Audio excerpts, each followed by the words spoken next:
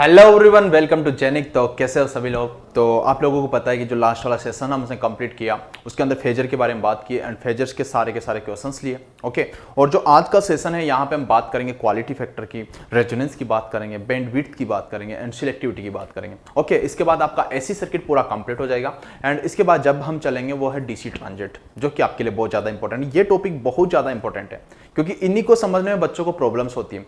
लेकिन DC transit से पहले मैं एसी का जो आज लास्ट पार्ट चलने वाला है उसके बारे में आप लोगों को बोलूंगा कि सबसे पहले आप फर्स्ट फेज है ना यहाँ पे छोड़ दो, उसको ब्लैंक छोड़ दो। उससे क्या होगा कि जहां पे मैं बॉक्स करूँ ना जिस फॉर्मूले को, वो फॉर्मूले आपको याद रखने हैं। वो इंपॉर्टेंट है, डायरेक्टली फॉर्मूला बेसिस आपसे क्वेश्चन पूछता है। ओके, और मैं उन बच्चों को बोल देता हूं कि जिन बच्चों ने अभी तक टेलीग्राम चैनल ज्वाइन नहीं किया है तो डिस्क्रिप्शन में उसका लिंक है, आप टेलीग्राम चैनल ज्वाइन कर लो। क्योंकि टेलीग्राम चैनल ज्वाइन करने से क्या बेनिफिट होगा आप लोगों को, क्योंकि जितने भी क्वेश्चंस होते हैं मैराथन सेशंस के, तो हम वहां पे प्रोवाइड करवाते हैं। और इसके अलावा हमारे को कोई भी नोट्स देना हो, कोई सा भी अपडेट देना हो, तो वो टेलीग्राम चैनल पे ही हम प्रोवाइड करते हैं। ओके, एंड इसके अलावा आपको कोई भी डाउट हो, ईएससी, इसरो, बार्क, सभी के लिए अगर किसी भी एग्जाम से रिलेटेड आपको डाउट हो तो आप वहाँ पे पूछ सकते हो।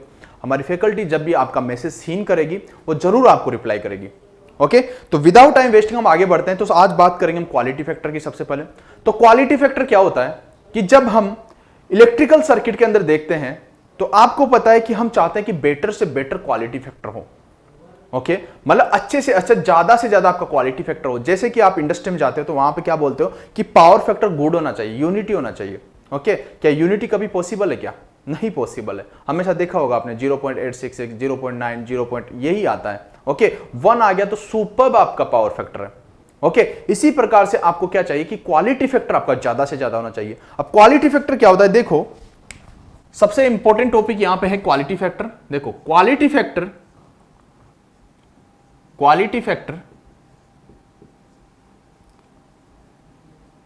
फैक्टर इक्वल्स टू क्या होता है, 2 pi into energy store maximum energy store, 2 pi into maximum energy stored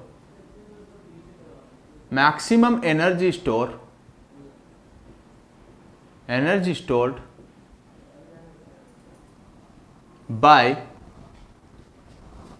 energy dissipation in per cycle. Okay, energy dissipation in per cycle. अब देखो कि मैक्सिमम एनर्जी स्टोर मतलब वो बोल रहा है कि आपके पास Q, क्योंकि L और C तो क्या करते हैं, आपके पास एनर्जी को स्टोर करके रखते हैं, L और C। और जो आपके पास रजिस्टर होता है वो क्या करता है, डिसिपेटेड करता है। ओके, तो Q, उसको मैं Q से रिप्रेजेंट कर रहा हूं। अब देखो डिवाइडेड बाय एनर्जी डिसिपेशन मतलब P। ओके, अब इसको मैं रिप्रेजेंट करना चाहूं तो आप बोल सकते हो एनर्जी डिसिपेशन मतलब P एवरेज पावर इनटू पर साइकिल मतलब टाइम। ओके, अब देखो आपके पास फॉर्मूला क्या बन गया, तो यहां पे T इक्वल टू क्या लिख सकते हो आप, T इक्वल टू आप लिख सकते हो 1/f फ्रीक्वेंसी। ओके, तो यहां पे आपके पास फॉर्मूला हो जाएगा quality factor equal to 2 pi f into maximum energy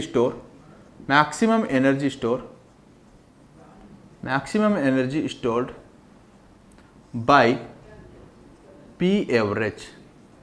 okay, 2 pi f मतलब क्या होता है, ओमेगा। तो क्वालिटी फैक्टर इक्वल टू क्या लिख सकते हो, omega into maximum energy stored by average power. मतलब Q बाई P का रेशियो होता है, Q बाई P का रेशियो होता है, क्योंकि इंडक्टर और कैपेसिटर क्या करते हैं, एनर्जी को स्टोर करके रखते हैं। ओके, और जो आपका रजिस्टर होता है वो क्या करता है, डिसिपेटेड करता है। ओके, तो यहां पे एक एक करके समझेंगे। सबसे पहले आप इनको नोट डाउन कर लो। अब मैं इसके बारे में बात करता हूं। जैसे कि आपके पास रजिस्टर है, ठीक है, तो देखो स्टोरी का आपका ये पार्ट बहुत ज्यादा इंपॉर्टेंट है। नेटवर्क एक कहानी है, कहानी, इसको कहानी के तरीके से आप समझोगे ना तो बहुत ज्यादा बेनिफिट होगा आप लोगों को। जैसे कि मैं बात करूं फर्स्ट, ओके, आपके पास ये सिंगल रजिस्टर है। ओके, रजिस्टर है। अगर इस रजिस्टर में मैं क्वालिटी फैक्टर की बात करूं तो आप बोलोगे sir quality factor equal to क्या होता है, एनर्जी स्टोर, मतलब Q बाई P। अब देखो इसको है ना आप इसको ये Q एनर्जी स्टोर मत मान लेना, ये क्वालिटी फैक्टर है। ओके, मैं यहां पे लिख भी देता हूं क्वालिटी फैक्टर। ओके, और ये energy store by energy dissipation. Okay, अब देखो आपके पास यहां पे देखोगे कि आपके पास प्योर रजिस्टर है। ओके, तो यहां पे आप बोल सकते हो कि एनर्जी स्टोर, मतलब आप बोल सकते हो कि आई स्क्वायर जो भी होगा इसके साथ एल भी नहीं है सी भी नहीं है, तो मतलब इंटू 0 डिवाइडेड बाई क्या लिख सकते हो आप, I square into R. Okay, divided by I square into R. तो आपके पास देखो क्वालिटी फैक्टर का वैल्यू कितना है, क्योंकि इंडक्टर और रेजिस्टेंस तो यहां पे था ही नहीं, तो आपके पास कितना आ गया, 0। ओके, अगर सेकंड में यहां पे बात करूं प्योरली इंडक्टर, ये प्योरली इंडक्टर हो गया आपके पास। अगर यहां पे क्वालिटी फैक्टर की मैं बात करूं तो आप बोलोगे I square XL divided by I square, यहां पे इसका वैल्यू क्या है, 0। कोई रजिस्टर नहीं है यहां पे डिसिपेटेड करने वाला, तो आपके पास कितना हो जाएगा क्वालिटी फैक्टर, इंफिनिटी। ओके, अब देखो थर्ड में अगर मैं बात करूं यहां पे ये कैपेसिटर में अगर क्वालिटी फैक्टर की बात हो रही है तो आप लिखोगे I square into X of C divided by I square into 0। Register है नहीं यहां पे, तो इसका भी क्वालिटी फैक्टर क्या हो जाएगा, 1/0, मतलब इंफिनिटी। ओके, अगर फोर्थ में मैं यहां पे बात करूं आपसे, आर हो गया, एल हो गया, सी हो गया, आर एल की बात कर लेता हूं,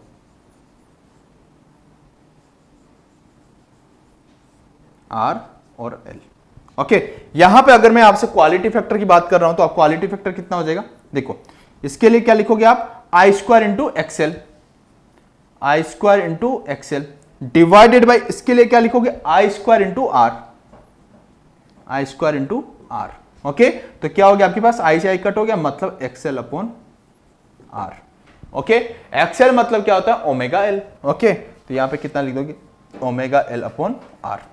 this is very very important. ठीक है, ये बॉक्स जिसको मैं कर रहा हूं ना, इस बॉक्स को आपको हाईलाइट कर लेना है, जहां पे मैंने बोला था ना कि फर्स्ट पेज छोड़ देना, वहां पे सारे फॉर्मूले आपको लिखना है। Okay, omega L upon R. Okay, अगर फिफ्थ में मैं बात करूं यहां पे कि ये आपके पास आरसी सर्किट है, अगर यहां पे मैं क्वालिटी फैक्टर की बात करूं तो आप बोलोगे कि quality factor equals to I square into X of C divided by I square into R. Okay, अब आई से आई कट हो गया, एक्स ऑफ सी मतलब क्या होता है, 1 अपॉन ओमेगा सी। ओके, तो लिखोगे आप 1 अपॉन ओमेगा सी आर। समझ में आया आपको, 1 अपॉन ओमेगा सी आर, ये आपके पास क्वालिटी फैक्टर हो गया आरसी का, तो इसको भी आप ऐसे लिख दोगे। ठीक है, सेकंड ब्लॉक्स। अब यहां पे फिफ्थ, अगर फिफ्थ फॉर्मूले की मैं बात करूं, यहां पे फिफ्थ में क्या लिख सकते हो आप, क्वालिटी फैक्टर, जैसे कि आपके पास ये आरएलसी सीरीज में आपके पास क्या है, R L and C, this is R, this is L, this is C. Okay, अब देखो आपने देखा कि आरएल सर्किट के कारण जो क्वालिटी फैक्टर आया वो कितना है, omega L upon R. Okay, omega L upon are.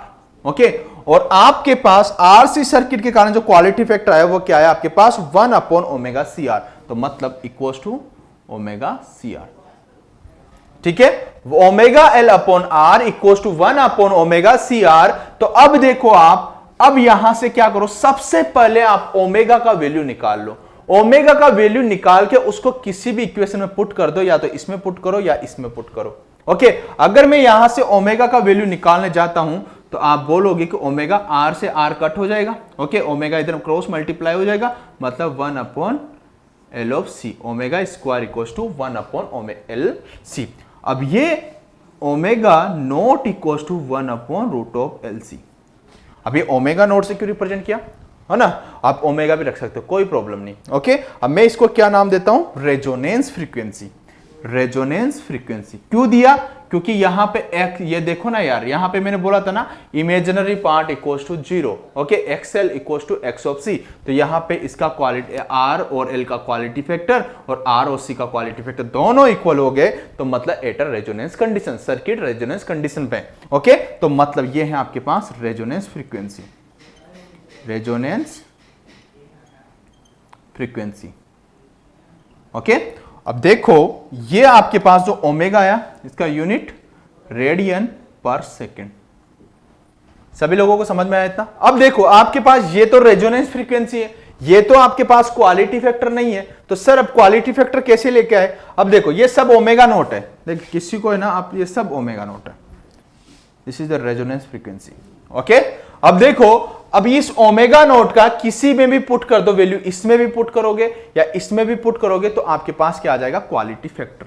देखो क्वालिटी फैक्टर, ओके। अगर इस ओमेगा नोट का वैल्यू मैं ओनली इसके अंदर पुट करता हूं, तो आप बोलोगे 1/r l, एक आपके पास l upon r, omega naught मतलब 1/√LC, ओके। अगर मैं इस L को भी रूट के अंदर लेके आना चाहूं, तो आप लिखोगे 1/√LC, ओके। अब देखो क्वालिटी फैक्टर इक्वल्स टू, यहां पे L से L कट हो जाएगा, तो 1/√LC, ओके। L/C, C/L नहीं बोला है मैंने, L/C, ओके। तो ध्यान रखो, ये आपके पास ये जो फॉर्मूला आया है ना क्वालिटी फैक्टर का, this is very very important, directly याद रखना है, 2-5 बार बोलोगे नहीं याद हो जाएगा। 1/√L/C, 1/√L/C, C/L मत कर देना, ध्यान से देखना, L/C, ओके। याद रखना, ये तो सीरीज वाला सर्किट का मैंने क्वालिटी फैक्टर निकाला। अगर सर्किट आपके पास पैरेलल में है, तो याद रखना पैरेलल में जो क्वालिटी फैक्टर होता है वो चेंज हो जाता है, मतलब इनवर्सली प्रोपोर्शनल हो जाता है। तो आप लिख सकते हो यहां पे नोट लगा के कहीं पे भी, यहां पे लिख सकते हो quality factor in series inversely proportional to quality factor parallel. अब आप बोलोगे कि सर ये पैरेलल कैसे हो गया यार, समझ में नहीं आया, इनवर्सली प्रोपोर्शनल कैसे हो गया? देखिए आप निकाल के बताओ, चलो ठीक है मैं निकाल के बताता हूं। ये फॉर्मूले याद रखो, देखो omega naught L upon R, देखो आपके पास यहां पे लिख देता हूं, मैं इसको रफ करने जा रहा हूं, ओके। अब आप देखो, आप यहां पे क्या करोगे, ये RL है, तो RL के लिए क्या लिखा आपने, RL के लिए क्या लिखा आपने, quality factor omega naught L upon R, okay. और आपने RC के लिए क्या लिखा, RC के लिए आप बोलोगे कि सर 1/ओमेगा नॉट CR, और आपने RLC के लिए क्या लिखा, आप बोलोगे कि 1/√L/C। अब हम प्रूव करने जा रहे हैं कि आपने जो ये कंडीशन बताई है Q series inversely proportional to Q parallel कैसे होता है, उसी चीज को हम प्रूव करेंगे अभी पैरेलल सर्किट के साथ। देखो इसको मैं रफ करने जा रहा हूं, आप स्क्रीनशॉट ले सकते हो, ओके। रेजोनेंस फ्रीक्वेंसी का फॉर्मूला आपको याद रखना है, 10 बार बोलोगे तो भी आपका फॉर्मूला आपको याद हो जाएगा। रेजोनेंस फ्रीक्वेंसी याद रखना सीरीज और पैरेलल में सेम होती है, कोई चेंज नहीं आता है रेजोनेंस फ्रीक्वेंसी में, okay. Omega naught equals to 1/√LC ही होती है, भले सीरीज सर्किट हो या पैरेलल हो, तो ये भी लिख सकते हो आप, in series in parallel resonance frequency equals to 1/√LC। अब देखो मैं पैरेलल सर्किट की बात करता हूं,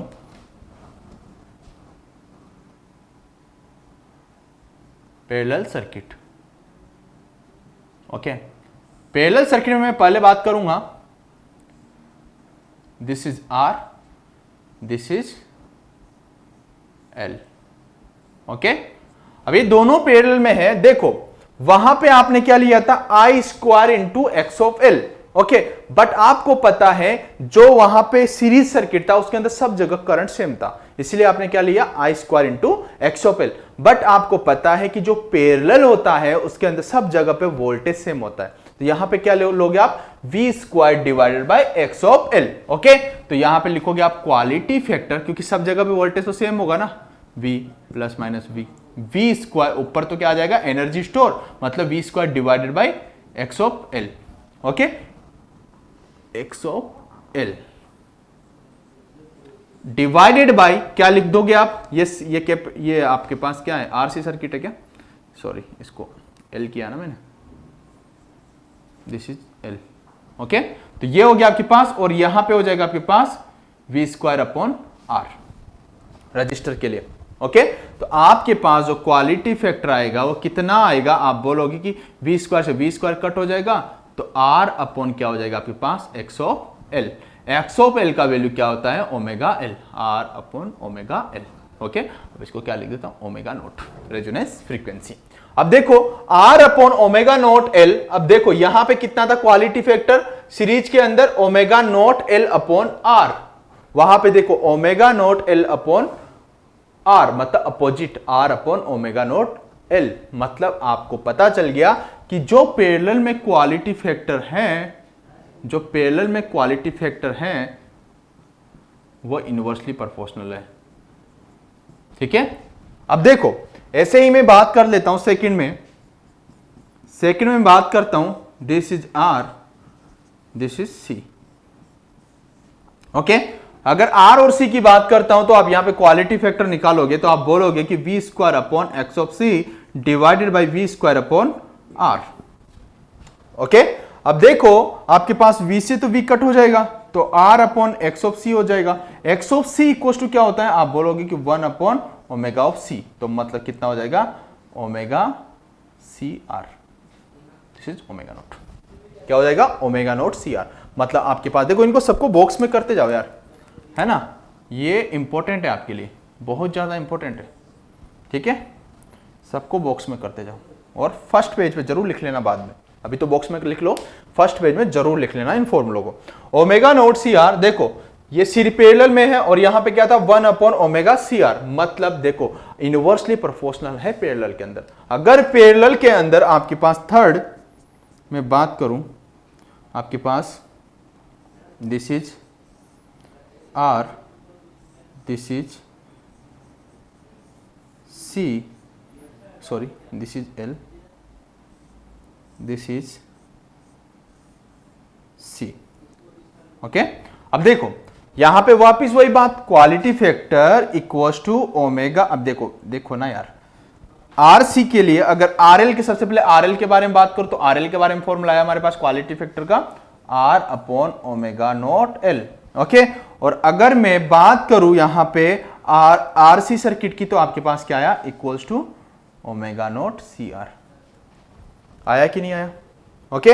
अब देखो, अब बोथ साइड, अब मैंने बोला ना यहां से ओमेगा नोट का रेजोनेंस फ्रीक्वेंसी तो आपका चेंज नहीं होगा, देख लो जब आप दोनों को देखो क्रॉस मल्टीप्लाई करोगे तो आर से तो आर कट गया, ओके, और तो ओमेगा नोट उधर चला गया, तो आपके पास ओमेगा नोट का तो वैल्यू कितना आ गया, 1 upon root of L C.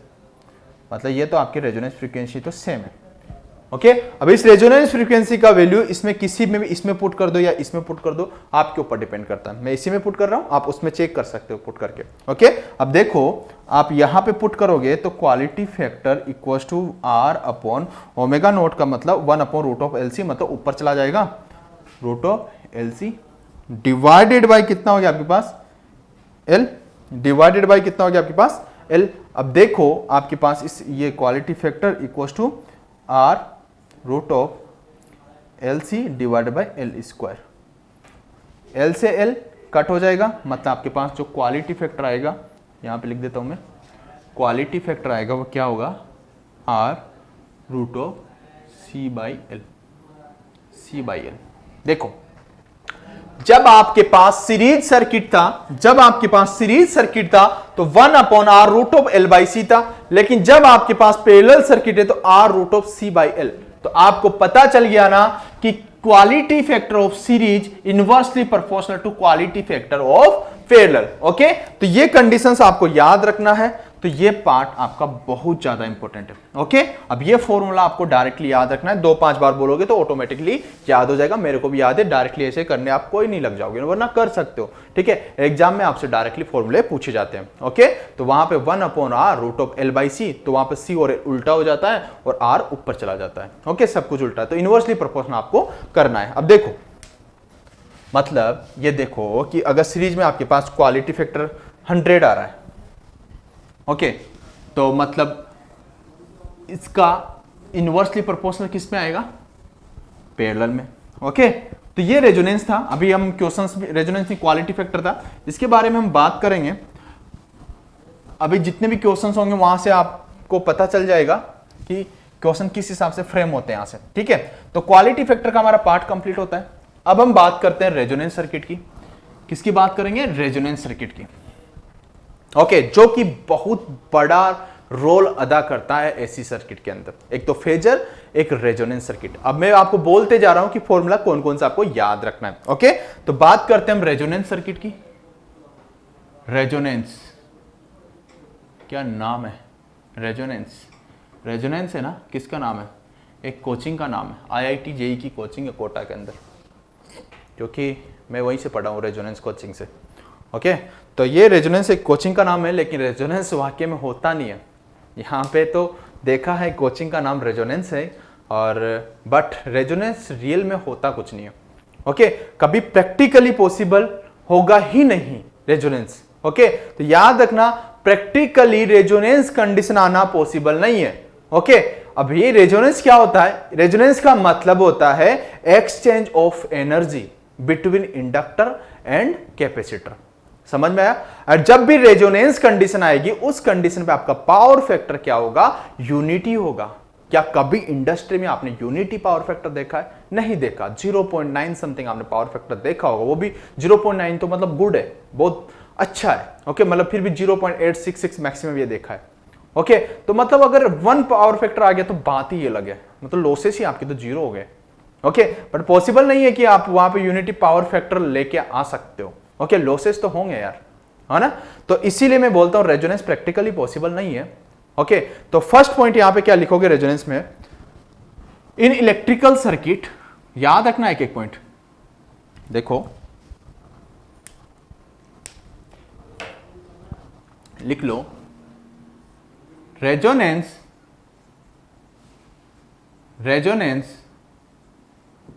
in electric circuit,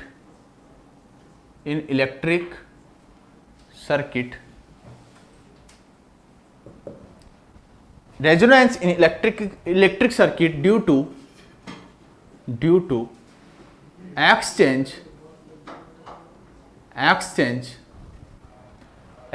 of energy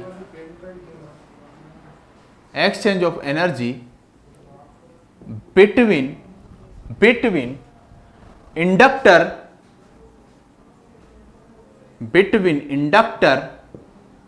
and capacitor.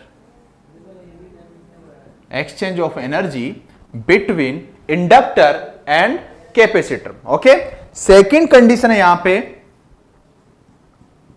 Okay, second में क्या है? ये एरो लगा के लिख देता हूं। Okay, at resonance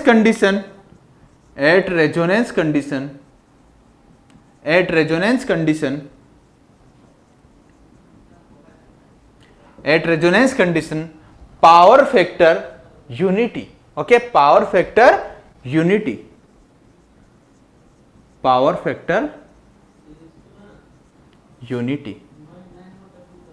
okay, this is 1। Okay, resonance condition पे आपके पास पावर फैक्टर क्या होना चाहिए? 1, बट प्रैक्टिकली पॉसिबल नहीं है, आइडियली पॉसिबल है रेजोनेंस। ओके, बता चुका मैं आपको। अब इसका यूज कहां पे किया जाता है? इसका यूज किया जाता है रेजोनेंस का used in filter tuning circuit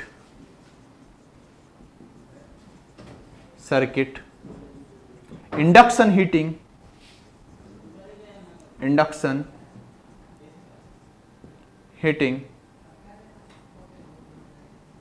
ETC। समझ में आया?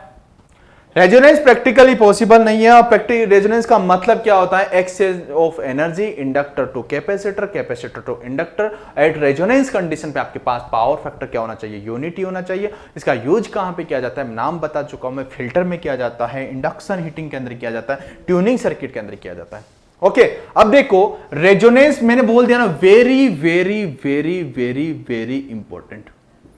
अब इसको मैं पॉइंट वाइज डिवाइडेड करूंगा। जो जो पॉइंट में लिखता जाऊंगा ना, सीरीज में आप रेजोनेंस पढ़ोगे, फिर आप पैरेलल में रेजोनेंस पढ़ोगे। ओके, तो हम सीरीज और पैरेलल दोनों को साथ में लेके चलेंगे, और जो जो पॉइंट में यहां पे बताता जा रहा हूं कि पॉइंट 1, तो आप भी पॉइंट 1 ही डालना है आपको। ओके, देखो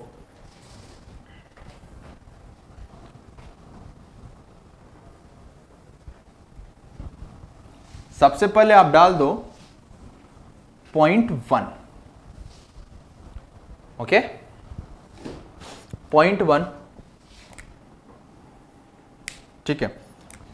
मैं यहां पे सबसे पहले इसको सीरीज और पैरेलल दोनों को हम साथ में पढ़ेंगे। ओके, तो देखो सबसे पहले हम बात करेंगे series resonance.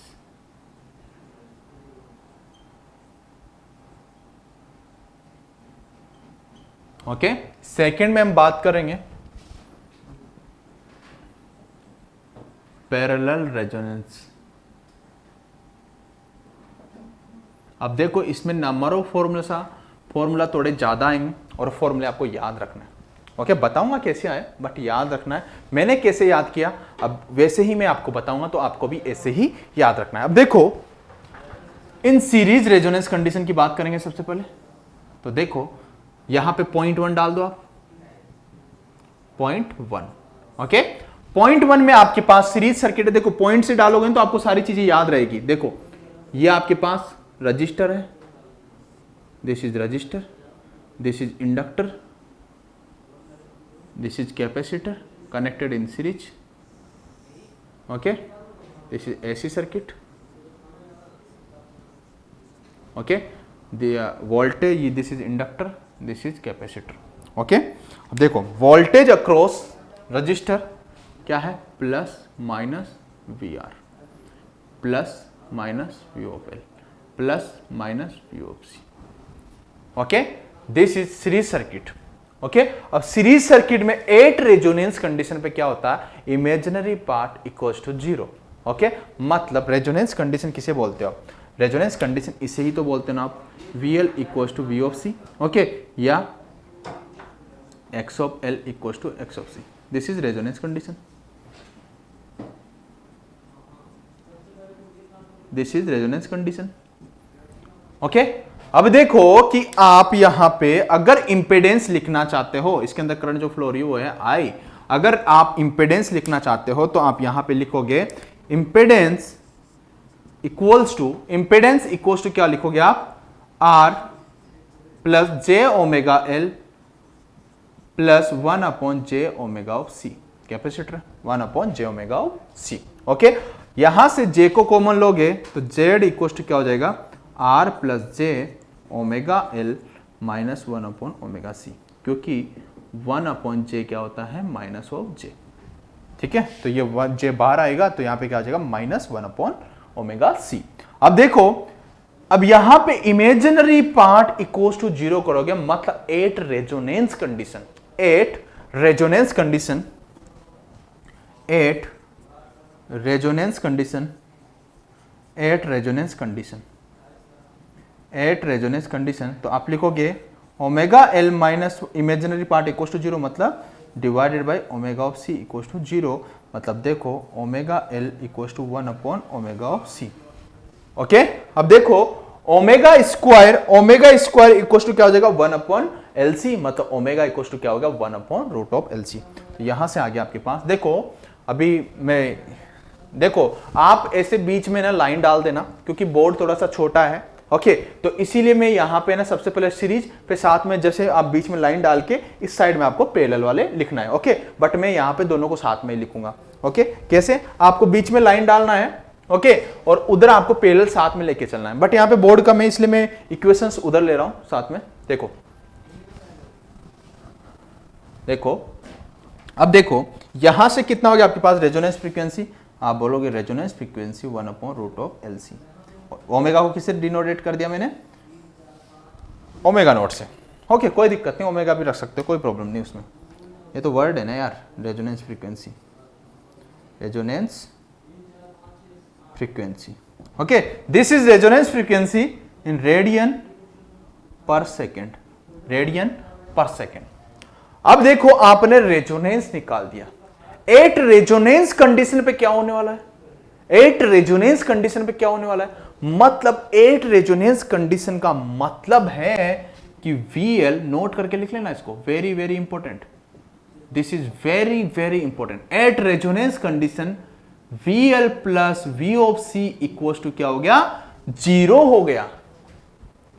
VL plus V of C equal to 0, क्योंकि आपने लिखा ना VL equal to V of C, तो दोनों को ऐड करोगे तो क्या हो गया आपके पास? 0। और वोल्टेज का अगर 0 हो जाता है तो उसका मतलब क्या होता है? Short circuit condition. मतलब आप बोलना चाहते हो LC in series circuit LC short circuit, यहां पे लिख दो LC short circuit in series. मतलब आपके पास जो इंडक्टर है और जो कैपेसिटर है वो क्या हो जाएंगे? आपके शॉर्ट सर्किट हो जाएंगे सीरीज में। This is very very important, याद रखना, बहुत ज्यादा इंपॉर्टेंट है। कहीं बच्चों को ये कंसेप्ट ही नहीं पता होता और वो गलतियां कर बैठते हैं, वो क्वेश्चंस को बहुत लेंथी लेके चले जाते हैं। लेंथी नहीं लेके जाना हमारे को उसको कम टाइम में और अच्छे तरीके से सोल्व करना है। मतलब बच्चे इस टाइप के क्वेश्चन को नहीं कर पाते हैं अच्छे से अटेम्प्ट, क्योंकि उनको ये कंसेप्ट ही नहीं पता होता। तो याद रखना, सीरीज में LC क्या हो जाते हैं? शॉर्ट सर्किट हो जाते हैं। अब ये देखो, ये शॉर्ट सर्किट हो चुका है तो आपके पास तो यही तो सर्किट बचा है। मतलब आपके पास जो सर्किट बचा है वो यही तो रहा। This is register, okay, this is short circuit, this is I, okay. इसके अक्रॉस का वोल्टेज क्या था? VR। समझ में आया ना? अब जितना भी मतलब यहां पे VS वैल्यू था, जितना भी वोल्टेज था आपके पास सप्लाई, वो किसके अक्रॉस आ गया? आपके रजिस्टर के अक्रॉस में। मतलब आप बोल सकते हो ना कि V of S equal to V of R। At resonance condition, at resonance condition. समझ में आया मेरे भाई? ओके, चीजें समझ में आ रही है आप लोगों को? अब देखो, अगर मैं यहां पे कैरेक्टरिस्टिक ड्रॉ करना चाहूं इंपेडेंस और ओमेगा के बीच में, फ्रीक्वेंसी के बीच में, तो क्या कैरेक्टरिस्टिक आएगा? देखो कि आपके पास this is Y axis, this is X axis, okay. अब देखो, this is impedance, this is impedance, this is omega, okay. अब देखो कि आपके पास सबसे पहले आपको चीजें सारी पता होना चाहिए। रजिस्टर मतलब रजिस्टर, रजिस्टर मतलब register, okay. X of L equals to क्या हो जाएगा आपके पास? आप बोलोगे this is J omega of L, okay. X of C equals to क्या हो जाएगा? 1 अपॉन ओमेगा ऑफ C। होता है कि नहीं होता है? होता है ना, ओके। अब ये देखो, ये तो हो गया, मतलब इसको क्या लिख सकते हो आप? Z इक्वल्स टू R लिख दो, Z equals to R, okay. At resonance condition पे तो Z इक्वल्स टू R ही होगा ना। एट रेजोनेंस कंडीशन पे तो Z इक्वल्स टू क्या होगा आपके पास? R ही होगा, ओके।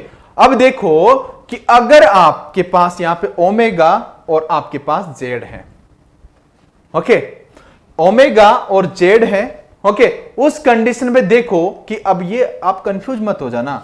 ये रेजोनेंस कंडीशन में देखो, X of L equals to omega L, X of C equals to 1 upon omega C। Normally आप सब जानते हो। एट रेजोनेंस कंडीशन पे क्या होता है? Z इक्वल्स टू R होता है, ओके। मतलब आपके पास अगर मैं ओमेगा को इंक्रीज या डिक्रीज करता हूं तो रजिस्टर पे कोई इफेक्ट पड़ रहा है क्या? नहीं पड़ रहा, ओके। मतलब आपके पास रेजिस्टेंस क्या है? कांस्टेंट है। आप ओमेगा को कम करो, आप ज्यादा करो, कोई फर्क नहीं पड़ेगा, ओके। मतलब आप बोल सकते हो कि आपके पास जो रेजिस्टेंस होगा वो कांस्टेंट होगा। मतलब this resistance is constant, Z equals to R। समझ में आया?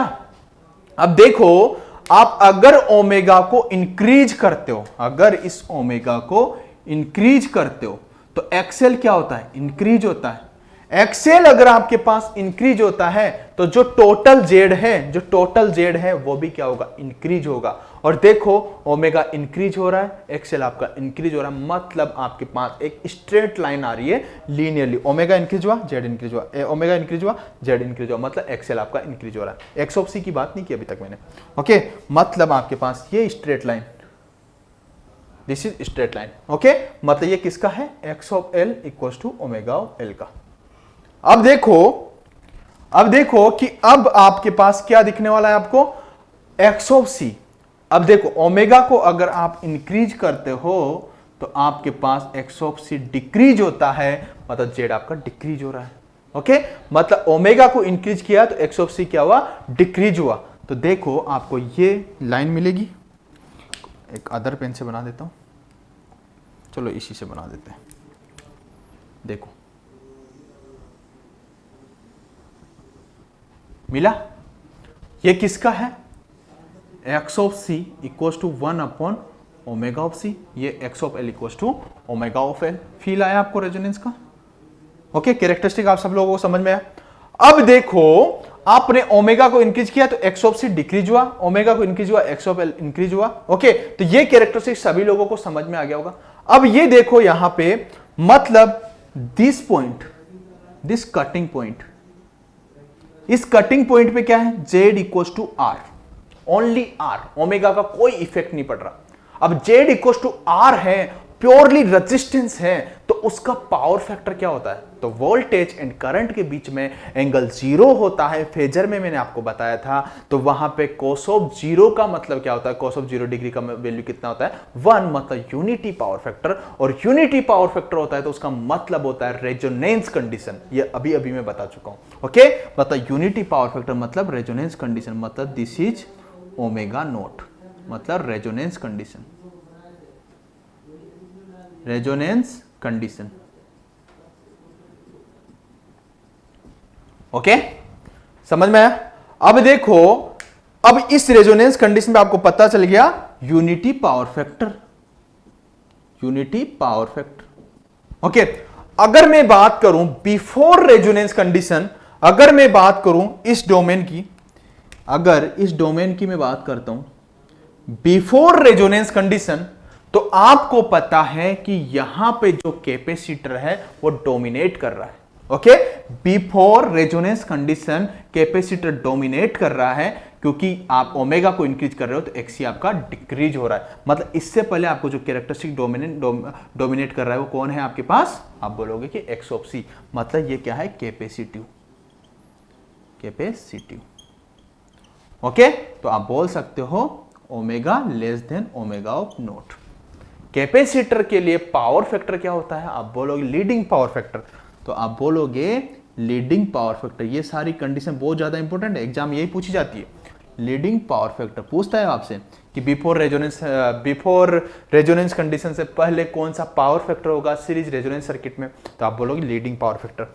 अब देखो after resonance frequency, after resonance frequency, तो आप बोलोगे दिस कंडीशन यहां से लेके यहां तक जो भी होगा, दिस इज इंडक्टिव। यहां पे कौन डोमिनेट कर रहा है, आप बोलोगे कि सर एक्सेल, मतलब इंडक्टर। ओके, इंडक्टर डोमिनेट कर रहा है तो मतलब यहां पे बोलोगे इंडक्टर, इंडक्टर। ओके, इंडक्टर यहां पे डोमिनेट कर रहा है तो आप यहां पे बोल दोगे this is lagging power factor, this is lagging power factor. Inductor के लिए क्या होता है, लैगिंग पावर फैक्टर। मतलब जब omega greater than omega naught, omega naught क्या है आपके पास, रेजोनेंस फ्रीक्वेंसी, जब रेजोनेंस फ्रीक्वेंसी से ओमेगा ज्यादा होगा तो लैगिंग पावर फैक्टर होगा, और कम होगा तो लीडिंग पावर फैक्टर होगा, और मतलब एट यूनिटी पावर फैक्टर मतलब रेजोनेंस कंडीशन। तो ये हो गया आपके पास यूनिटी पावर फैक्टर। तो कैरेक्टरिस्टिक सभी लोगों को समझ में आया?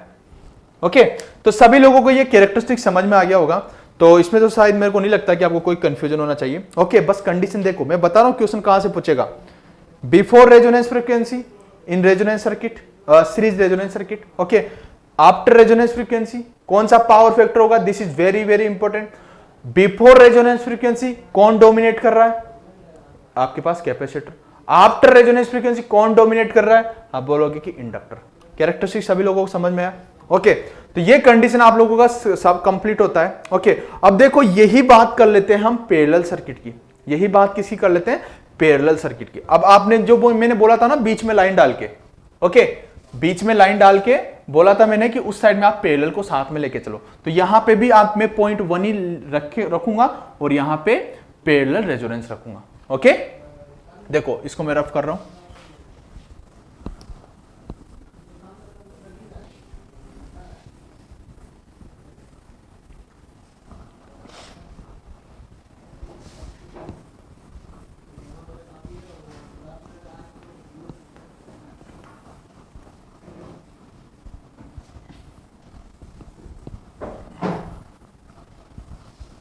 अब देखो पॉइंट 1 ही रहेगा उसके लिए। ओके, अब जो बात करेंगे उस साइड में पैरेलल सर्किट।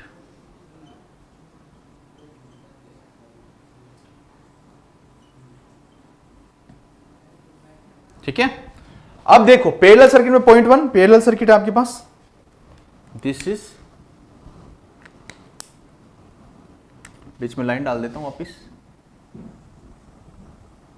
ओके, अब देखो यहां पे पॉइंट 1 क्या रहेगा, यहां पे ये पैरेलल सर्किट आपके पास, दिस इज आई,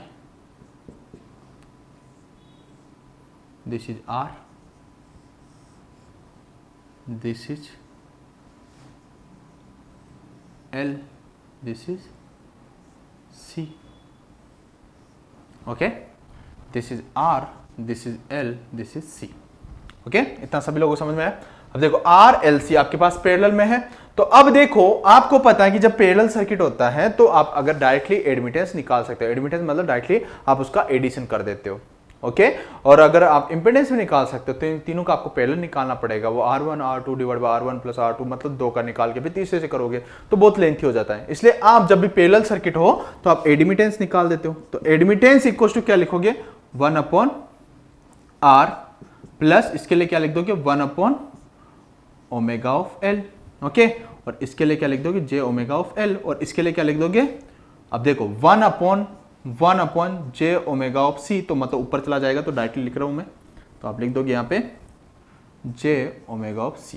ओके, अब देखो admittance equals to 1 upon R plus, अब देखो यहां से j कॉमन ले लो, j कॉमन लिया तो omega of C minus 1 upon omega of L। Okay, अब यहां से रेजोनेंस फ्रीक्वेंसी निकाल लो, this is imaginary part equals to 0, तो आप बोलोगे कि omega C equals to 1 upon omega of L, तो मल्टीप्लाई कर लो तो this is omega naught equals to 1 upon root of L C, मतलब radian per second. Okay, this is resonance frequency, this is resonance frequency.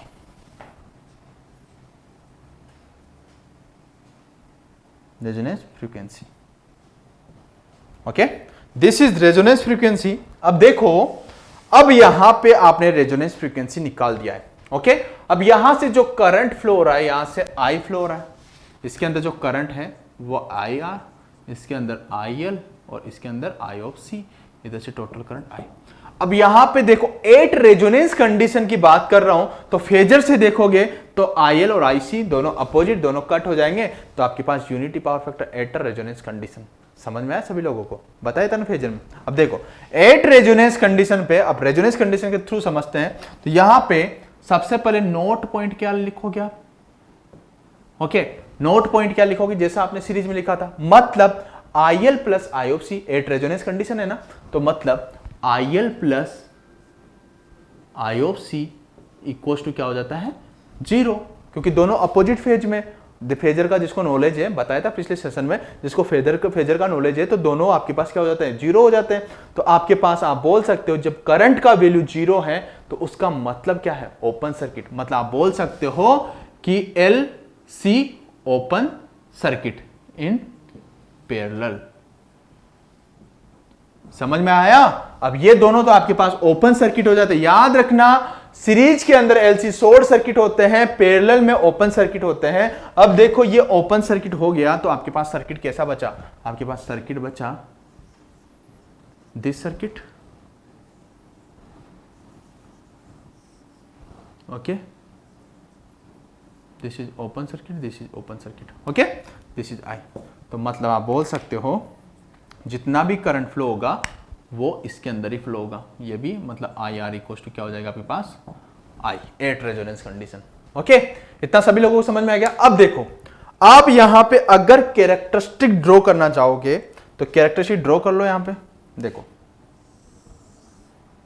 This is omega, this is Y, this is Y, okay. Y equals to, देखो Y equals to एक तो है 1 upon are, एक आपके पास क्या है, अब देखो यहां पे y के बीच में, अब यहां पे लिखोगे आप, अब y को डायरेक्टली आप यहां से देखोगे, ओके, y से देखो सबसे पहले ओमेगा अगर इंक्रीज होगा, यहां से डायरेक्टली देख लो, ओके। अगर ओमेगा इंक्रीज होगा तो रेजिस्टेंस पे कोई इफेक्ट पड़ेगा? नहीं पड़ेगा। रेजिस्टेंस क्या होगा? कांस्टेंट रहेगा। मतलब आप बोल सकते हो this is constant, okay. y equals to 1/r, ठीक है, y equals to 1/r, this is constant. तो ये तो हो गया आपके पास कांस्टेंट, ओके। अब देखो कि अगर आप ओमेगा को इंक्रीज करते हो, ओमेगा को इंक्रीज करते हो, अब यहां से देखो, अब ओमेगा को इंक्रीज करते हो तो आप बोलोगे कि आपके पास y भी इंक्रीज होगा, मतलब x ऑफ c आपका इंक्रीज हो रहा है, ओके। समझ में आया? अब देखो this is x of c, देख लो यहां से x ऑफ c y के रेस्पेक्ट में बना रहे हैं यहां पे ग्राफ, तो ये हो गया आपके पास ओमेगा ऑफ c, ओके। क्योंकि ओमेगा इंक्रीज हो रहा है तो y भी तो आपका इंक्रीज हो रहा है ना, तो x ऑफ c भी आपका इंक्रीज हो रहा है, ओके। अब देखो आपके पास ये तो हो गया capacity, sorry omega c, okay. इधर xc वाला हो गया आपके पास, xc इक्वल्स टू तो 1/ओमेगा ऑफ c होता है, ओके, कंफ्यूज मत होना। xc इक्वल्स टू तो 1/ओमेगा ऑफ c होता है, बट यहां पे देखो आप एडमिटेंस और ओमेगा के बीच में कैरेक्टरिस्टिक ड्रॉ कर रहे हो, ठीक है। तो यहां पे मैं इसको डायरेक्टली ओमेगा c लिख देता हूं, वरना आप कंफ्यूज हो जाओगे, ठीक है। कंफ्यूज ही तो नहीं होना आपको, ओमेगा c, ओके। अब देखो अगर मैं ओमेगा इसमें बढ़ाता हूं, इंडक्टर की बात करता हूं, तो ओमेगा अगर बढ़ाता हूं तो आप बोलोगे कि this is reduce, this is reduce, तो ये रिड्यूस हो जाएगा। अब देखो अगर ओमेगा बढ़ाता हूं तो ये रिड्यूस हो जाएगा, मतलब ये किसका है? 1/ओमेगा ऑफ एल का, ओके। तो अब ये देखो दिस पॉइंट, ये पॉइंट कौन सा है? अभी पिछले वाले सेशन में बताया ना मैंने, resonance frequency, unity power factor, resonance frequency, resonance frequency, unity power factor, कौन सा पावर फैक्टर है? Unity power factor, okay. अब देखो बिफोर रेजोनेंस कंडीशन से मैं बात करूं, बिफोर रेजोनेंस कंडीशन में बात करूं तो कौन सा नेचर होता है? इंडक्टिव, और आफ्टर रेजोनेंस फ्रीक्वेंसी कैपेसिटिव, मतलब सीरीज से उल्टा हो रहा है, सीरीज से क्या हो रहा है? उल्टा हो रहा है। अब देखो बिफोर रेजोनेंस कंडीशन ओमेगा जब आपके पास इंक्रीज हो रहा था, तो मतलब आप बोल रहे हो कि बिफोर रेजोनेंस फ्रीक्वेंसी इंडक्टर आपका डोमिनेट कर रहा था, तो आप इंडक्टर डोमिनेट कर रहा था तो कौन सा पावर फैक्टर हो गया? लेगिंग, और मतलब बोल सकते हो कि omega less than omega not. After resonance frequency कौन डोमिनेट कर रहा है? बोलोगे कैपेसिटर डोमिनेट कर रहा है, तो आप बोलोगे कि यहां पे जो पावर फैक्टर होगा लीडिंग पावर फैक्टर होगा, ओके। ये चीजें ध्यान रखना है आपको, okay, leading power factor, okay, मतलब omega greater than omega naught. यही तो कंडीशन सबसे ज्यादा इंपॉर्टेंट है, यही तो कंडीशन आपकी सबसे ज्यादा इंपॉर्टेंट है कि बिफोर, क्योंकि यही से बनता है। ध्यान से सुनना, ये कैरेक्टरिस्टिक बहुत ज्यादा इंपॉर्टेंट है, वेरी वेरी इंपॉर्टेंट, ध्यान रखना, बहुत ही ज्यादा इंपॉर्टेंट है। तो ये याद रखना, सीरीज के अंदर बिफोर रेजोनेंस फ्रीक्वेंसी कैपेसिटी होता है, क्योंकि कैपेसिटर डोमिनेट करता है, बट पैरेलल में उल्टा होता है, ठीक है। बिफोर सीरीज में क्या होता था?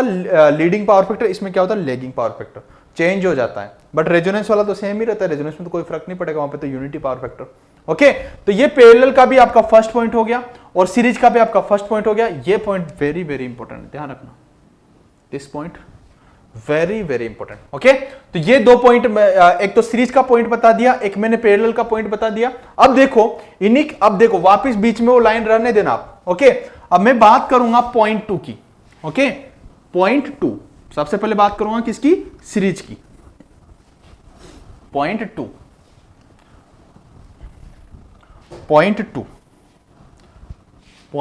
पॉइंट के हिसाब से याद रखते जाओ, पॉइंट 2, ओके। पॉइंट 2 किसकी बात करूंगा सबसे पहले मैं? सीरीज सर्किट की, सीरीज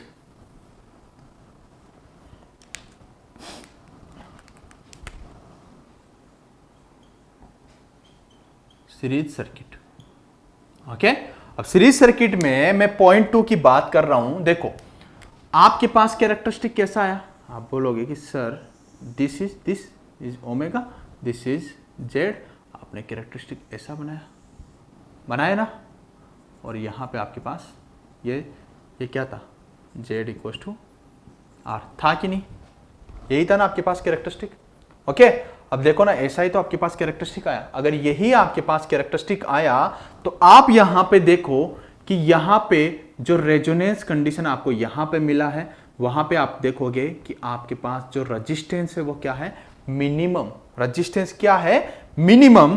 तो ये क्या है आपके पास? Minimum resistance at resonance condition. Minimum resistance characteristic से हमको पता चल गया कि यहां पे जो रेजिस्टेंस है वो मिनिमम रेजिस्टेंस है। अब ये देखो, अगर रेजिस्टेंस मिनिमम है तो करंट का वैल्यू क्या होता है? V अपॉन जेड, मतलब V अपॉन R। अगर ये मिनिमम है तो आप ये बताओ, मिनिमम मतलब ये, तो करंट क्या होगा? मैक्सिमम। करंट क्या होगा? मैक्सिमम। तो मतलब अगर यहां पे भी आप यहीं पे कैरेक्टरिस्टिक करंट का ड्रॉ करना चाहते तो आप ऐसे ड्रॉ कर देते ना। ओके, मतलब यहां पे जो होगा ये करंट मैक्सिमम होगा कि नहीं होगा?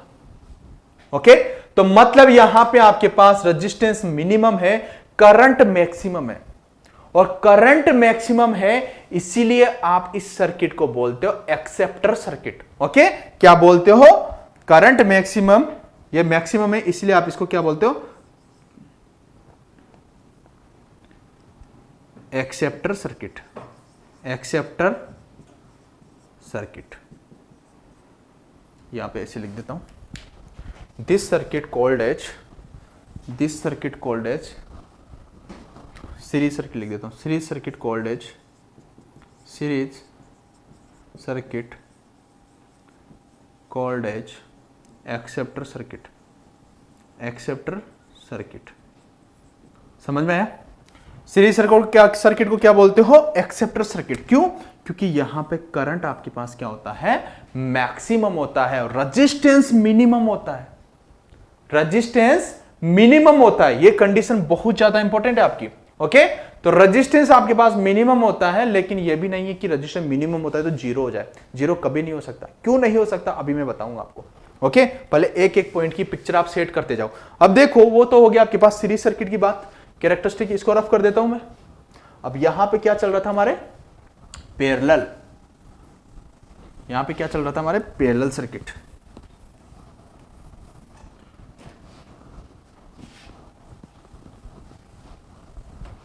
अब देखो, ये था हमारे पास पैरेलल सर्किट।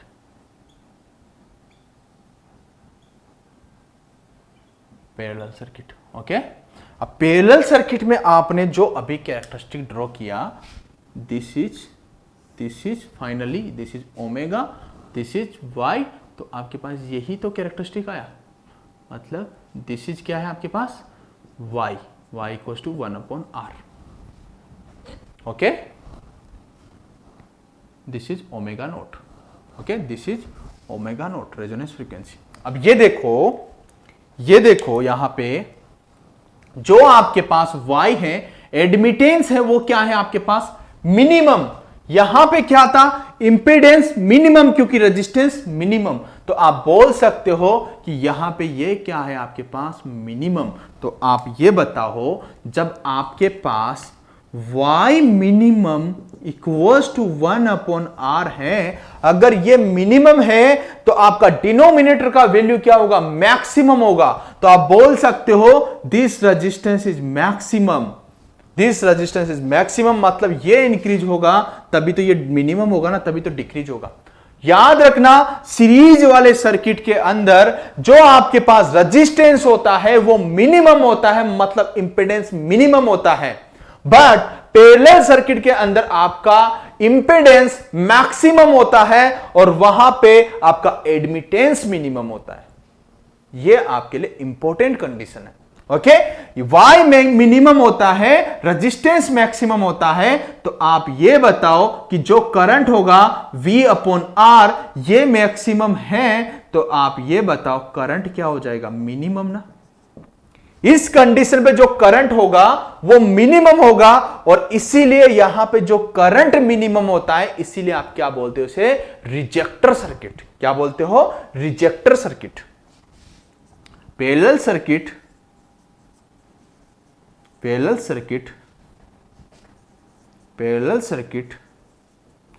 is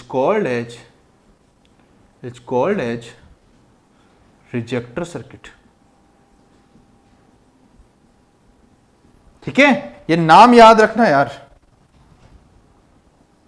क्या बोलते हो, रिजेक्टर सर्किट, और इसे क्या बोलते हो आप, एक्सेप्टर सर्किट। ओके, दोनों में कंडीशन क्या याद रखना, यहां पे एडमिटेंस मिनिमम होता है, रेजिस्टेंस नहीं होता है, यहां पे इंपेडेंस मिनिमम होता है तो रेजिस्टेंस भी मिनिमम होता है। ओके, तो इसीलिए आप इसको बोलते हो रिजेक्टर सर्किट, इसे बोलते हो आप एक्सेप्टर सर्किट। ओके, ये कंडीशन सभी को समझ में आई। तो अब देखो, अब वापस सेकंड पॉइंट हमारा कंप्लीट होता है। ओके, उसका भी पॉइंट 2 कंप्लीट हो गया, पैरेलल का, सीरीज का भी आपका 2 पॉइंट कंप्लीट हो गया। अब पॉइंट थर्ड की ओर आगे बढ़ते हैं। देखो देखो, ये पॉइंट ही तो सबसे ज्यादा इंपॉर्टेंट है। देखो point third,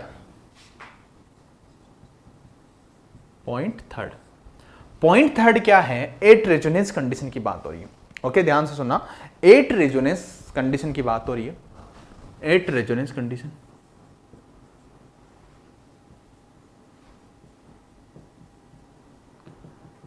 eight resonance condition की बात हो रही है, मतलब omega equals to omega naught की बात हो रही है।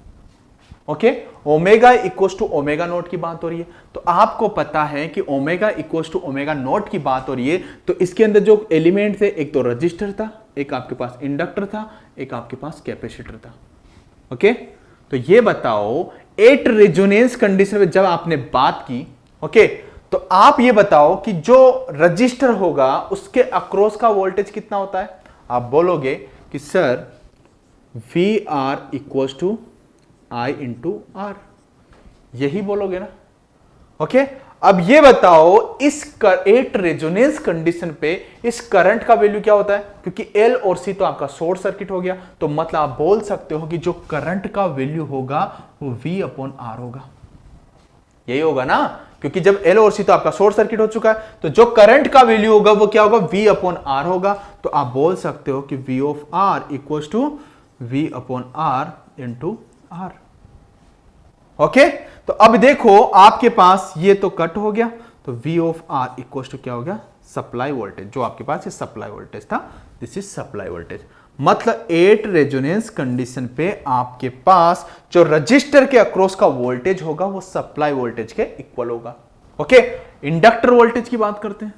अगर इंडक्टर वोल्टेज की बात करूं तो आप बोलोगे कि I X of L, J I X of L.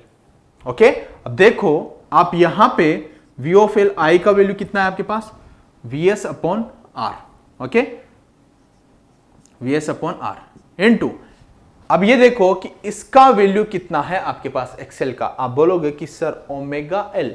Okay, omega L, this is J. Okay, this is J. अब ये बताओ जो VL होगा वो कितना होगा। आप बोलोगे कि sir omega L upon R. Okay, एक तो ये हो गया, एक VS हो गया, एक एटन एंगल ऑफ 90 डिग्री, क्योंकि J को क्या लिख सकते हो, 90 डिग्री आप लिख सकते हो।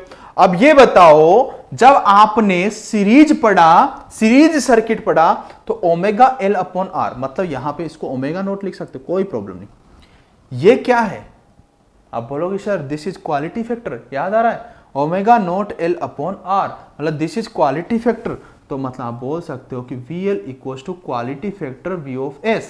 ओके, इसका मैग्नीट्यूड एटन एंगल ऑफ आपके पास plus 90 degree, and this is important. देखो बॉक्स में करते जा रहा हूं, जो जो इंपॉर्टेंट चीजें सबको मैं लिखते जा रहा हूं। मतलब आप बोल सकते हो कि जो इंडक्टर के अक्रॉस का वोल्टेज है वो quality factor into supply voltage के मल्टीप्लाई के इक्वल है।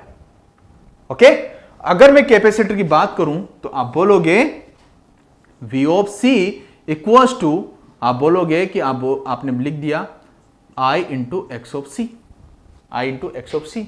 ओके, अब देखो V C equals to I into 1 upon J omega of C, कोई problem, 1 upon J omega of C. अब देखो, अब यहां पे आप देखोगे आई का वैल्यू क्या है, V अपॉन आर, मतलब VS upon R, V C equals to VS upon R C omega. Okay, omega R C लिख देता हूं directly. Okay, omega R C, omega naught लिख देता हूं। ओके, ऊपर जे जाएगा तो मतलब माइनस 90 डिग्री।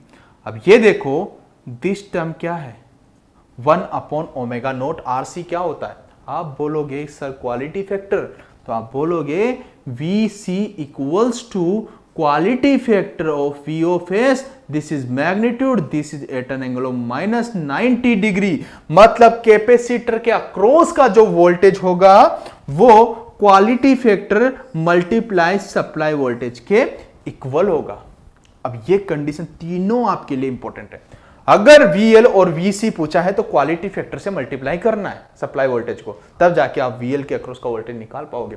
और इसमें तो किसी क्वालिटी फैक्टर से मल्टीप्लाई ही नहीं करना, क्योंकि आपके पास ये तो रेजोनेंस कंडीशन पे तो L और C तो आपका शॉर्ट सर्किट हो चुका है। ओके, तो इसीलिए जो आपके पास सीरीज सर्किट होता है इस वोल्टेज को यहां पे फाइंड आउट कर रहा है, इसलिए आप इसको क्या बोल देते हो, voltage magnification. Voltage magnification, voltage magnification, समझ में आया? इसे क्या बोल देते हो आप, वोल्टेज मैग्निफिकेशन। अब देखो, अगर मैं बात करूं, ये तो हो गया हमारे पास सीरीज वाले की बात, पॉइंट थर्ड। अब पैरेलल वाले की भी बात कर लेते हैं।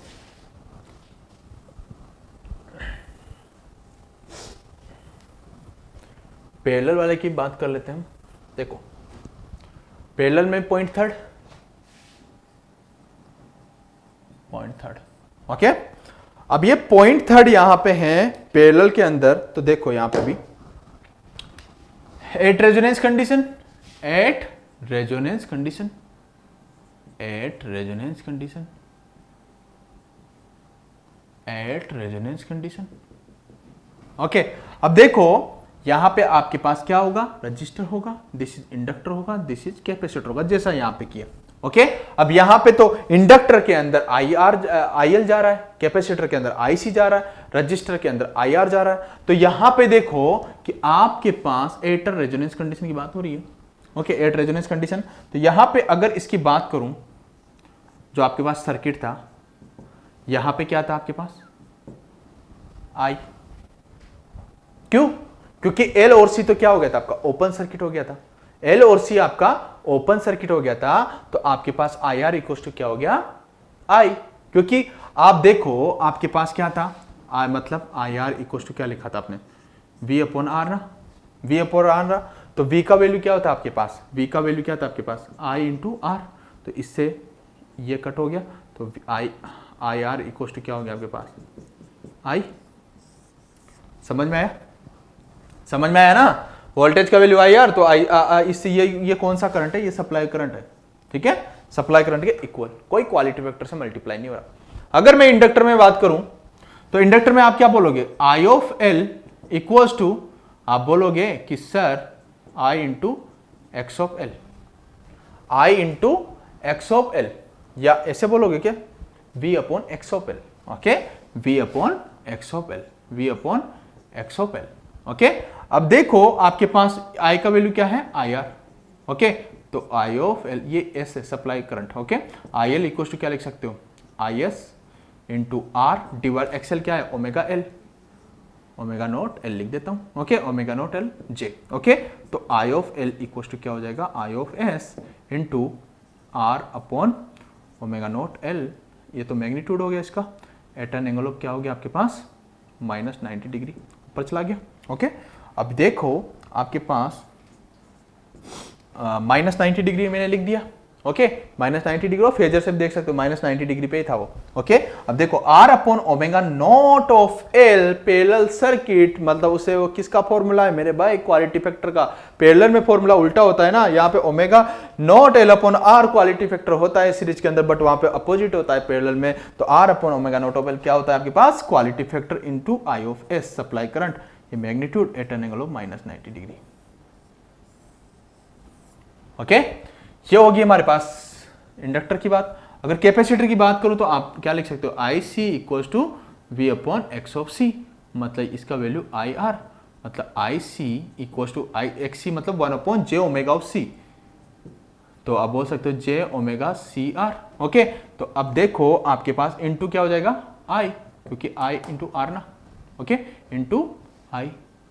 अब देखो आपके पास IC इक्वल टू क्या लिख सकते हो, आप बोल सकते हो कि omega CR magnitude at an angle into I भी ना, into I magnitude into plus 90 degree, मतलब I C equal to omega C R. देखो ना यहां पे 1 अपॉन ओमेगा सी आर क्या था, आपके पास क्वालिटी फैक्टर था, बट पैरेलल में क्या हो जाएगा, ओमेगा सी आर क्या हो जाएगा आपका क्वालिटी फैक्टर। तो क्यू इंटू ये सप्लाई करंट है, सब याद रखना, I of S at an angle of plus 90। अब देखो मतलब ये क्वालिटी फैक्टर के मैग्नीट्यूड के इक्वल। अब देखो तीनों कंडीशन में आपको क्या दिख रहा है, करंट के proportional, current multiply quality factor, current multiply quality factor, मतलब जो कैपेसिटर करंट है क्वालिटी फैक्टर के मल्टीप्लाई करोगे आप सप्लाई करंट से तो आपके पास कैपेसिटर करंट आ जाएगी। इंडक्टर करंट निकालोगे तो क्वालिटी फैक्टर को सप्लाई करंट से मल्टीप्लाई करोगे तो आपके पास इंडक्टर करंट आ जाएगी एट रेजोनेंस कंडीशन। ओके तो देखो ये करंट की फॉर्म में वैल्यू आई है सारी की सारी, ये वोल्टेज की फॉर्म में आई थी, इसलिए इसको हमने बोला वोल्टेज मैग्निफिकेशन और इसे हम बोलेंगे करंट मैग्निफिकेशन।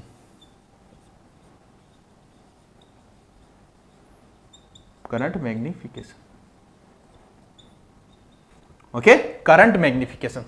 तो ये कंडीशन आप सभी लोगों को, थर्ड पॉइंट समझ में आया सभी लोगों को। ओके अब देखो कि अगर मैं फोर्थ पॉइंट की यहां पे बात करूं, फोर्थ पॉइंट की यहां पे मैं बात करूं, फोर्थ पॉइंट क्या है, देखो ये याद रखना क्वालिटी फैक्टर और वोल्टेज के बीच में रिलेशन बहुत ज्यादा पूछा जाता है, इसलिए मैंने इनको बॉक्स में रखा है, ये रिलेशन ही तो सबसे ज्यादा इंपॉर्टेंट है। ओके तो इसको मैं रफ कर रहा हूं, फोर्थ पॉइंट की बात करेंगे हम। अब देखो सीरीज सर्किट के अंदर जो आपने पढ़ा, सीरीज सर्किट के अंदर जो आपने रीड किया अभी तक है ना, पॉइंट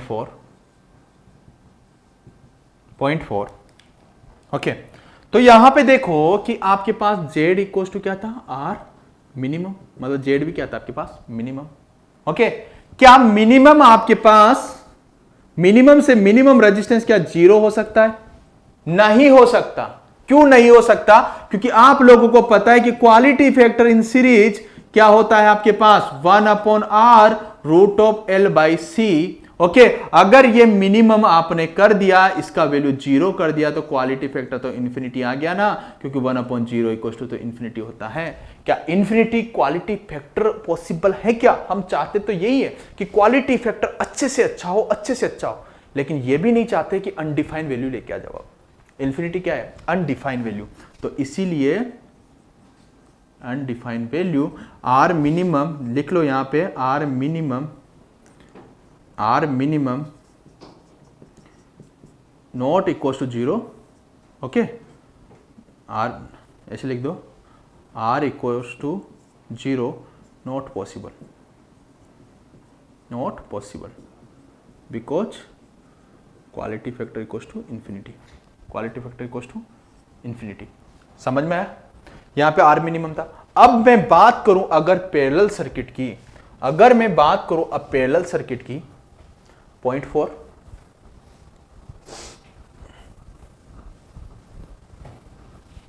अब देखो अगर मैं अब बात करूं यहां पे पैरेलल सर्किट की, तो यहां पे देखो पैरेलल सर्किट में क्या होगा आपके पास, जो आपके पास पॉइंट 4 आपके पास y क्या था मिनिमम इक्वल टू क्या था 1 अपॉन R, तो R क्या था आपके पास मैक्सिमम। क्या फिर पैरेलल के अंदर रेजिस्टेंस मैक्सिमम पॉसिबल है क्या, नहीं पॉसिबल मेरे भाई, क्योंकि R मैक्सिमम आप बोलोगे इक्वल टू इंफिनिटी, अगर इंफिनिटी कर दिया तो आपके पास क्वालिटी फैक्टर होता है R root of C by L in parallel, होता है कि नहीं होता है। अगर इसका वैल्यू इंफिनिटी हो गया तो क्वालिटी फैक्टर भी इंफिनिटी हो चुका है, तो आप याद रखना आर मैक्सिमम, पैरेलल सर्किट की बात हो रही है यहां पे, ये सीरीज की बात थी, यहां पे 0 नहीं पॉसिबल, वहां पे मैक्सिमम नहीं पॉसिबल, तो आप बोल सकते हो R maximum equal to infinity is not possible, is not possible because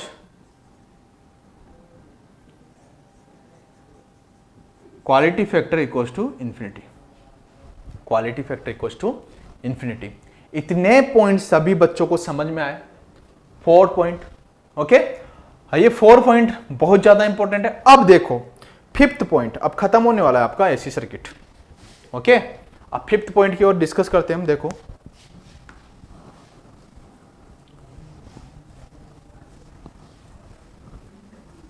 ये फॉर्मूले आपको सब याद रखने पड़ेंगे, ठीक है, मैंने बता भी दिया कि कैसे आपको याद रखना है। Series circuit series circuit. Okay, देखो वो तो पहला सर्किट गिवन है। पॉइंट कौन सा बचा अब? फोर्थ हो गया ना, 0.5। 0.5 में हम बात करेंगे बैंड विड्थ की। किसकी बात करेंगे अब? बैंड विड्थ की। ओके, तो देखो बैंड विड्थ इक्वल्स टू क्या होता है? देखो बैंड विड्थ, ओके,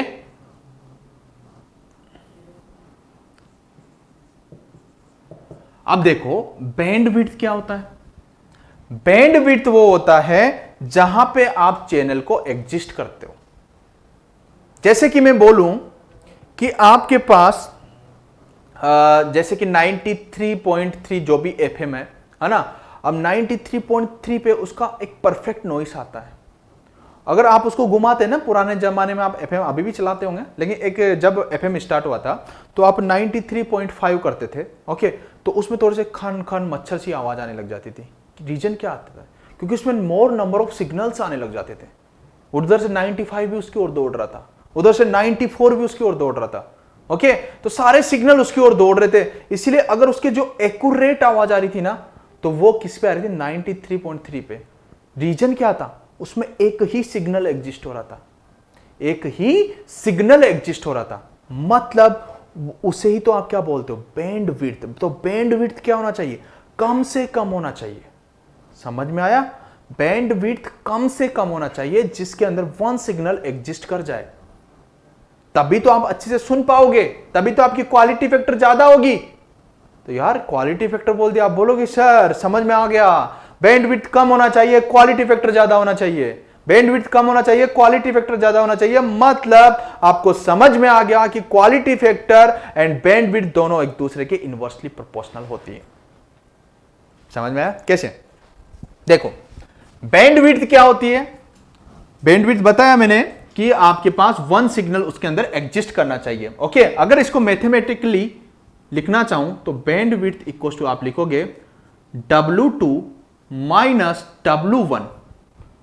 अब ये W2 क्या है? W1 क्या है सर? देखो this is higher cut off frequency, this is lower cut off frequency. कहीं टीचर आपको ऐसे भी लिखेंगे W of H minus W of L। इसका मतलब है higher cut off frequency, higher cut off frequency, cut off frequency, higher cut off frequency. और इसका मतलब है lower cut off frequency, lower cut off frequency. समझ में आया? तो higher cut off frequency, lower cut off frequency के बीच का जो डिफरेंस होता है उससे ही आप क्या बोलते हो? बैंड विड्थ बोलते हो। समझ में आया? अब हम सीरीज की बात कर रहे हैं, हम सीरीज की बात कर रहे हैं, तो आपसे अभी तक बैंड विड्थ में क्या क्या क्वेश्चंस पूछे? बैंड विड्थ का वैल्यू क्या होता है? बैंड विड्थ फाइंड आउट करो। Band width and quality factor में क्या रिलेशन होता है? ये क्वेश्चंस आपसे पूछे जा चुके हैं। ओके, और पूछा है कि यहां पे हायर कट ऑफ फ्रीक्वेंसी कैसे निकालोगे, लोअर कट ऑफ फ्रीक्वेंसी कैसे निकालोगे, वो भी इंपॉर्टेंट है। ओके, चलो सबसे पहले सीरीज की बात कर लेते हैं। ओके, तो सीरीज में देखो आपने, जैसे कि मैं बात करूं, अभी अभी आपने ओमेगा और जेड के बीच में ग्राफ बनाया था, तो आपके पास ऐसा था और आपके पास आई का कैसे था? ऐसे था ना।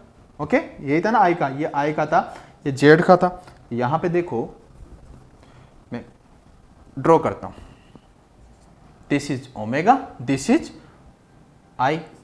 ओके, अब ये आई का जब मैं ग्राफ बना रहा हूं तो आपके पास ग्राफ यही था। ओके, मतलब this is maximum current, this is maximum current. और मैक्सिमम करंट या मिनिमम रेजिस्टेंस, वही तो कौन सी कंडीशन होती है आपकी? Resonance condition. कौन सी कंडीशन होती है? Resonance condition, omega naught resonance. ठीक है, ठीक है। अब देखो मैं यहां पे इसका नाम दूसरा भी बता देता हूं, इसे आप दूसरा नाम क्या बोलते हो? Lower half power frequency, lower half power frequency. ये भी आपको नाम देखने को मिलेगा, ये सारे नाम इंपॉर्टेंट है। सॉरी, इसकी लोअर नहीं, ये हायर, इसको हायर बोलते हो। ओके, ये लोअर है, यहां पे lower half power frequency. Okay, lower half power frequency, ये हायर हाफ पावर फ्रीक्वेंसी, ये नाम याद रखना। ठीक है, तो देखो कि आपके पास क्या होना चाहिए, पावर क्या होना चाहिए, हाफ होना चाहिए। समझ में आया? पावर क्या होना चाहिए, हाफ होना चाहिए। वहीं पे आप क्या निकालते हो, lower cut off frequency and higher cut off frequency. Sir अब पावर हाफ कहां पे होगी, जहां पे चैनल एग्जिस्ट करेगा वहीं पे तो पावर हाफ होगी ना।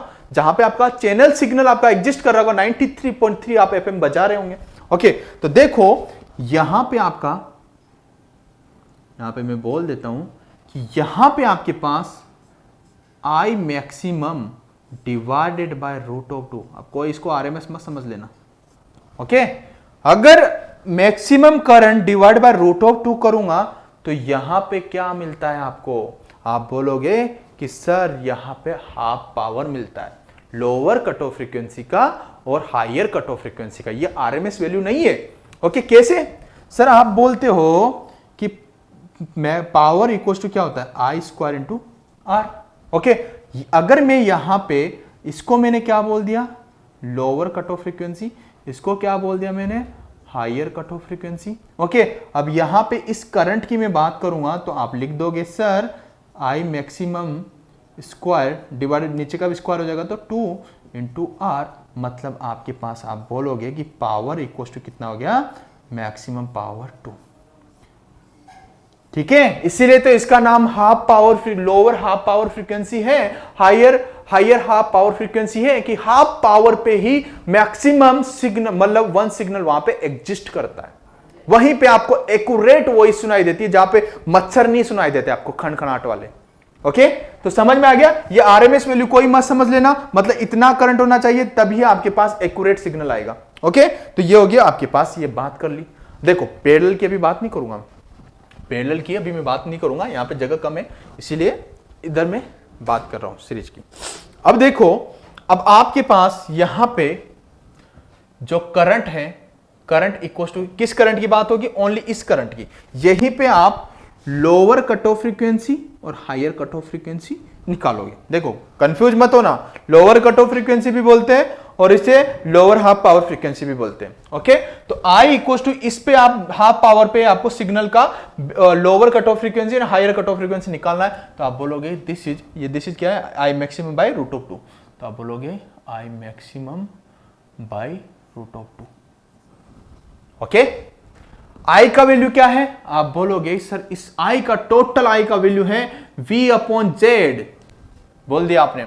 मैक्सिमम का बोलोगे सर मैक्सिमम मतलब V अपॉन आर, बिल्कुल सही है ना, आप बोलोगे V upon R root of 2।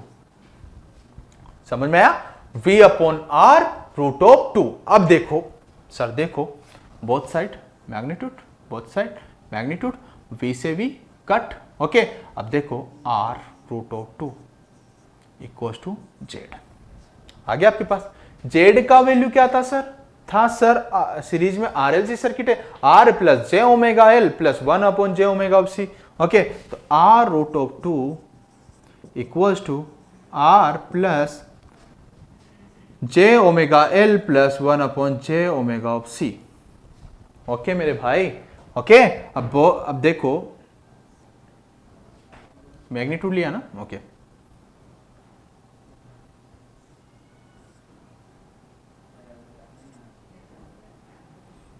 2 minute रुको, 2 मिनट रुको मेरे भाई, 2 मिनट रुको। अब यहां पे आप क्या कर रहे हो, ये आपने मैग्नीट्यूड लिया है तो दिस इज मैग्नीट्यूड। ओके, तो मतलब R root of 2 equals to root of R square plus omega L plus 1 omega L minus 1 upon omega of C का स्क्वायर। ओके, बहुत साइड स्क्वायर कर दो तो R स्क्वायर मतलब 2R square equals to R square plus omega L minus 1 upon omega of C का square. Okay, अब R से R cut कर दो तो मतलब R square equals to omega L minus 1 upon omega of C. Okay, अब यहां से देखो दोनों साइड में आप इक्वेशन को सोल्व नहीं कर सकते हो क्या, बिल्कुल कर सकते हो। अब देखो आपने श्रीधराचार्य बचपन में पढ़ा होगा कि जब आप x1 और x2 की वैल्यू निकालते थे तो -b plus minus root of b square minus 4ac divide by 2a करते थे। ठीक है, इसको जब खोल दोगे उसके बाद उसमें a और b c का वैल्यू पुट कर दोगे तो आपके पास एक तो ओमेगा 1 आएगा, एक ओमेगा 2 आएगा, मतलब एक तो ओमेगा लोअर आएगा, एक ओमेगा आपका हायर आएगा। ओके, अब देखो आप इतना यहां से कर दोगे, इतना तो कर सकते हो ना, मैथमेटिक्स है यार। ओके, टेक्निकल तो मैंने बता दिया कैसे करना है। ओके, कर दोगे तो अब इसको डायरेक्टली मैं लिख देता हूं। तो सबसे पहले इधर रफ कर देता हूं, मैं इधर मैं रफ कर देता हूं। ओके,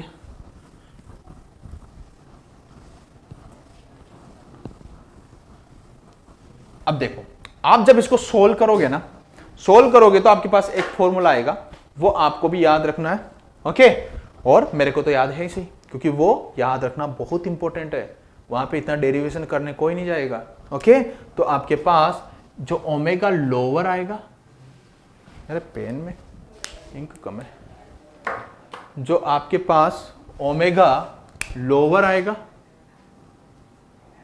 इक्वल्स टू कितना हो जाएगा आपके पास, वो आएगा आपके पास r/2l प्लस रूट ऑफ, देखो जो यहां पे है ना उसी को आपको यहां पे लेके आना है, क्या r/2l का स्क्वायर प्लस 1/L(c). ओके, अब देखो ये तो हो गया लोअर। ओके, लोअर में याद रख लेना यहां पे आपको माइनस लगाना है। ओके, अगर मैं हायर की बात करूं तो यहां पे इस माइनस को हटा देना है, क्या आएगा r/2l प्लस जो यहां पे है उसी को अंदर लेके चले जाओ तो r/2l का स्क्वायर प्लस 1/L(c). ये आपकी हायर कट ऑफ फ्रीक्वेंसी आएगी, ये आपकी लोअर कट ऑफ फ्रीक्वेंसी आएगी जब आप इस इक्वेशन को सोल्व करोगे, श्रीधराचार्य वाले की मैथमेटिकल इक्वेशन के अंदर एबीसी का वैल्यू पुट करोगे तो हायर कट ऑफ फ्रीक्वेंसी ये आएगी, लोअर कट ऑफ फ्रीक्वेंसी आपके पास ये आएगी। याद कैसे रखना है, इनको दोनों को याद भी रखना है, इंपॉर्टेंट है। मेरे को तो याद है, 2-5 बार लिख लिख के प्रैक्टिस करोगे ना हो जाएगा। देखो याद करने का तरीका, यहां पे जो है उसी को यहां पे लाना है और 1/LC हमेशा याद रखना है। ओके, और यहां पे लोअर में माइनस लगा देना है, हायर में माइनस को हटा देना है। ठीक है, अब देखो बैंड विड्थ क्या होती है आपके पास, आप बोलोगे sir bandwidth equals to WH minus WL। Okay, higher cut off frequency आपके पास क्या है r/2l, आप बोलोगे sir r/2l plus root of r/2l का स्क्वायर प्लस 1/LC। ओके, और माइनस ओमेगा एल, तो माइनस इसको माइनस करोगे तो माइनस माइनस तो क्या हो जाएगा प्लस हो जाएगा। Okay, this is plus r/2l और ये क्या हो जाएगा माइनस हो जाएगा, minus root of r/2l square plus 1/L(c). Okay, अब देखो यहां पे this is cut, this is cut, r/2l LCM कितना है 2l, तो ऊपर भी आएगा 2l, मतलब क्या है आपके पास r/l। तो पता चल गया आपको कि जो आपके पास बैंड विड्थ आया omega h minus omega l, मतलब higher cut off frequency minus lower cut off frequency equals to कितना आएगा सीरीज के लिए r/l। इतना सभी लोगों को समझ में आया, इतना सभी लोगों को समझ में आया, आया ना मेरे भाई। अब देखो यही तो सबसे ज्यादा इंपॉर्टेंट है मेरे भाई, यही तो सबसे ज्यादा इंपॉर्टेंट है, इसी को तो हाईलाइट कर दो इसको, very very very very important, very very very important, star mark कर दो, स्टार मार्क डायरेक्टली पूछता है। यही तो बोला था मैंने, ऐसी सर्किट के अंदर आपको फॉर्मूले ही तो आपको याद रखना है। ओके, अब देखो higher cut off frequency minus lower cut off frequency equals to r/l। Okay, अब ये देखो अगर मैं इसको नीचे, इसको ओमेगा नोट से नीचे मल्टीप्लाई कर दूं, ओके ये याद रख लेना, इसको मैं दोबारा यहां पे लिख रहा हूं। ओके, तो आप ये बताओ bandwidth equals to omega,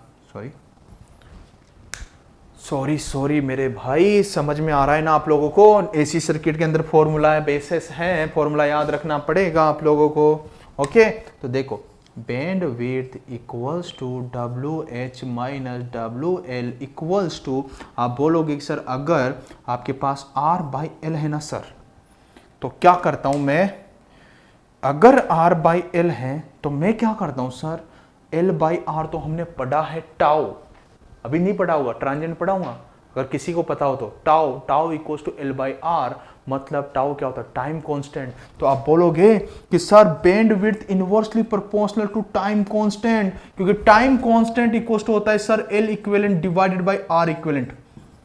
okay, अब देखो अगर मैं इसको ओमेगा नोट से मल्टीप्लाई भी कर दूं, डिवाइडेड भी कर दूं, तो आप बोलोगे सर ये कुछ अलग दिख रहा है मेरे को। क्या दिख रहा है सर? ये देखो, ये मेरे को दिख रहा है omega naught L upon R, ऊपर आर, मतलब ये sir omega naught L upon R, तो मतलब क्या होता है, क्वालिटी फैक्टर होता है सर। तो ये तो हो गया क्वालिटी फैक्टर। तो आप बोल दोगे sir this is quality factor ना सर। आप बोलोगे कि sir omega naught divided by quality factor. आप बोलोगे कि sir bandwidth inversely proportional to quality factor. हमेशा याद रखना कि sir bandwidth inversely proportional to quality factor, हमेशा याद रखना। ओके, और आप डायरेक्टली आपको ये याद ही रखना पड़ेगा मेरे भाई, और कोई उपाय है नहीं हमारे पास। ओके, अब देखो अब देखो कितने भी फॉर्मूले बना सकते हो, एक फॉर्मूला याद है ना, तो उससे कितने भी फॉर्मूले डिराइव कर सकते हो। तो आप बोल सकते हो कि quality factor equals to omega naught divided by bandwidth. Okay, दोनों इनवर्सली प्रोपोर्शनल है, मतलब omega naught divided by WH minus WL।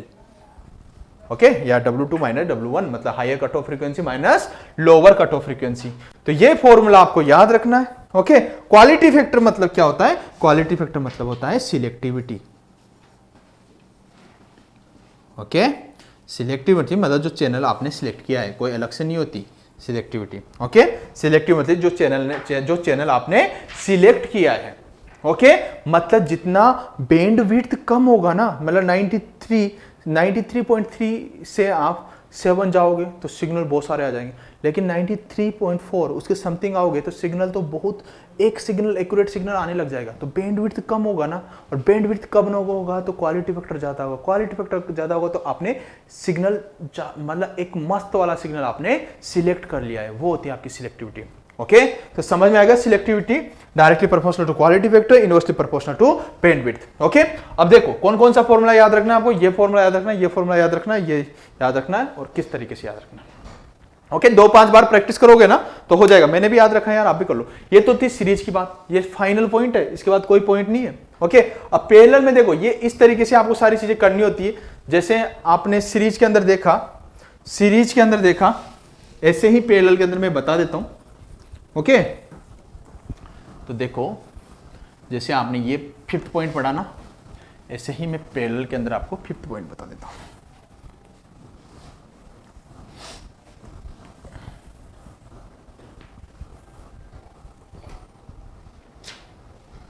अब देखो पैरेलल सर्किट के अंदर की बात हो रही थी,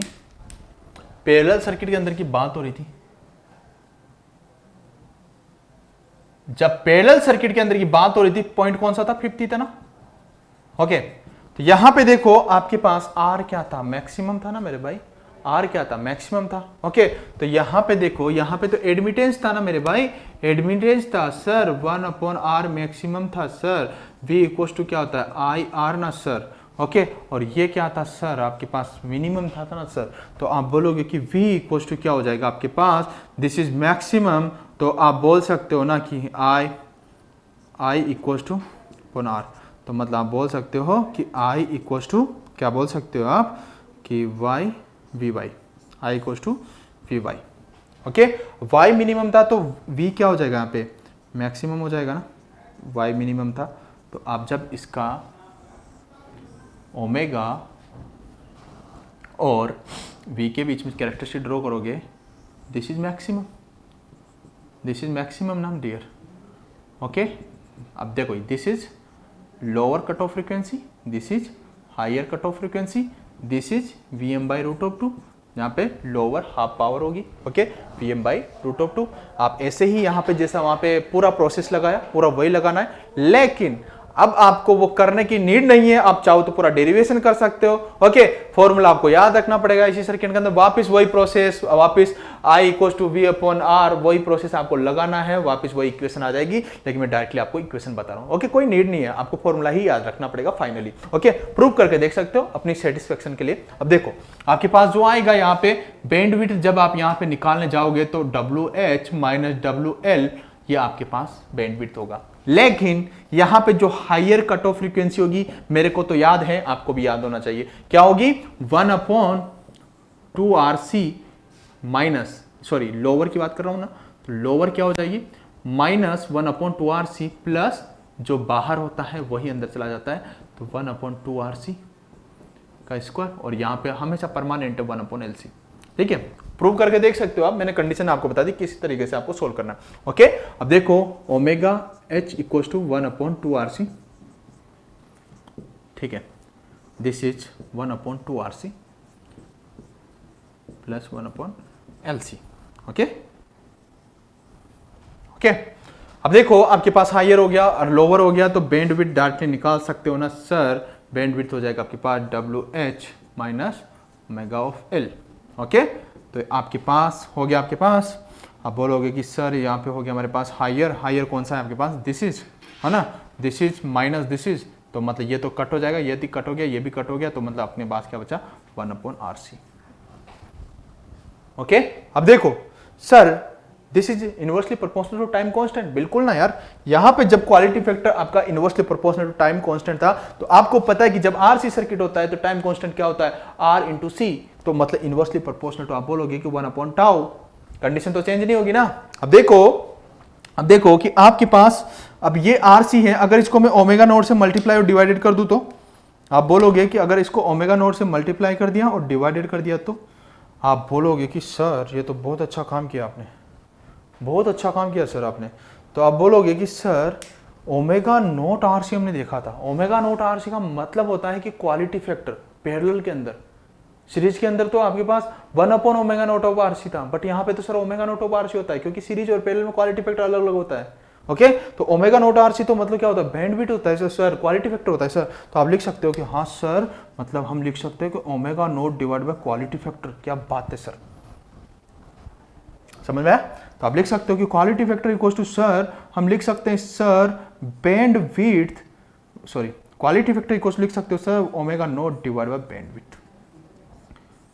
समझ में आया मेरे भाई? कितने भी फॉर्मूला बना सकते हो, पूरा कंसेप्ट क्लियर, आपका पूरे टॉपिक में बता चुका हूं, और ऐसी सर्किट आपका यहीं पे कंप्लीट होता है, बस क्वेश्चन बचते हैं आपके। अब देखो इसकी नीड नहीं थी, किसी को लगे ना सर ये तो बताया नहीं यार, मैंने कंडीशंस बता दी कैसे लगाना, मैक्सिमम हाफ पावर जैसा सीरीज में किया वैसा ही आपको यहाँ पे करना है, लेकिन नीड नहीं है उसको प्रूव करने की, यहाँ पे नीड नहीं है। ठीक है, आपको जो नीड है ना वो मैंने बता दिया, यहाँ पे इसको ब्लैक बॉक्स के अंदर आप डाल देना, ब्लैक बॉक्स के अंदर आप इसको डाल देना। This is very very important. Okay, जितने भी फॉर्मूले मैंने बताए वो फॉर्मूले आपको याद रखना है। ठीक है, बस ये भी याद रखना, बैंडविड्थ, देखो वहां पे भी bandwidth inversely proportional to quality factor, वो कंडीशन चेंज नहीं होगी, जो दोनों में चेंज हो रही है ना वो चीजें मैं आपको बता देता हूं। ठीक है, जो दोनों में चीजें चेंज हो रही है वो मैं आपको बता देता हूं। सम इंपॉर्टेंट ओके यार, फर्स्ट में तो क्या है, सीरीज की बात होगी यहाँ पे, और सीरीज की बात होगी, और यहाँ पे पैरेलल की बात होगी। इसके अंदर क्वालिटी फैक्टर जो होता है वो क्या होता है? 1/R√L/C। ओके, इसके अंदर जो क्वालिटी फैक्टर होता है वो होता है R√C/L। ओके, और आपको पता चल गया कि quality factor series inversely proportional to quality factor parallel. ठीक है, this table is very very important. Okay, second point अगर मैं बात करूं यहाँ पे कि आपके पास जो बैंडविड्थ होता है वो क्या होता है? ω2 - ω1 = R/L। यहाँ पे जो बैंडविड्थ होता है आप बोलोगे sir this bandwidth equal to क्या होता है? ω2 ω/H - ω/L = 1/RC।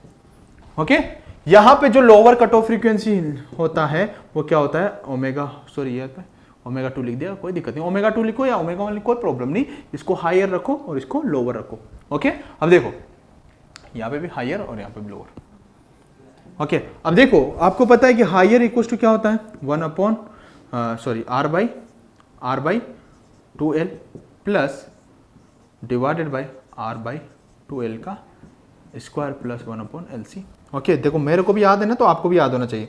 Fourth point क्या है, एल क्या होता है, ओमेगा एल क्या होता है। आप बोलोगे कि सर ये होता है हमारे पास माइनस आर बाई, लोअर के अंदर माइनस लगा दो बस, आर बाई 2l का square plus 1 upon L C.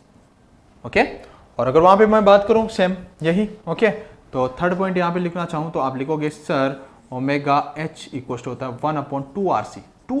Okay वहां पे आर बाई एल था, टाउ की फॉर्म में चल रहा है सब कुछ, तो plus root of 1 upon 2 RC का square plus 1 upon L C.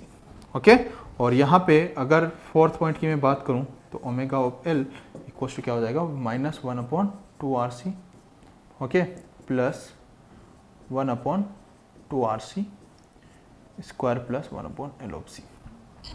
Okay देखो fifth point, quality factor directly proportional to selectivity inversely proportional to bandwidth. Same वहाँ पे भी यही होगा, कोई चेंज थोड़ी होगा। Quality factor inversely proportional to bandwidth directly proportional to selectivity. Okay और इसके बाद 6 पॉइंट आप क्या लिख सकते हो, और रिमेनिंग पॉइंट आपके पास क्वालिटी फैक्टर बता दिया, सिलेक्टिविटी बता दिया, बैंडविड्थ बता दिया। ये पॉइंट आपके इंपॉर्टेंट है, बस जो रेजोनेंस फ्रीक्वेंसी वो चेंज नहीं होगी, याद रखना रेजोनेंस फ्रीक्वेंसी यहाँ पे भी 1 upon root of L of C होगा, और यहाँ पे भी आपके पास रेजोनेंस फ्रीक्वेंसी क्या होगा 1 upon root of L C.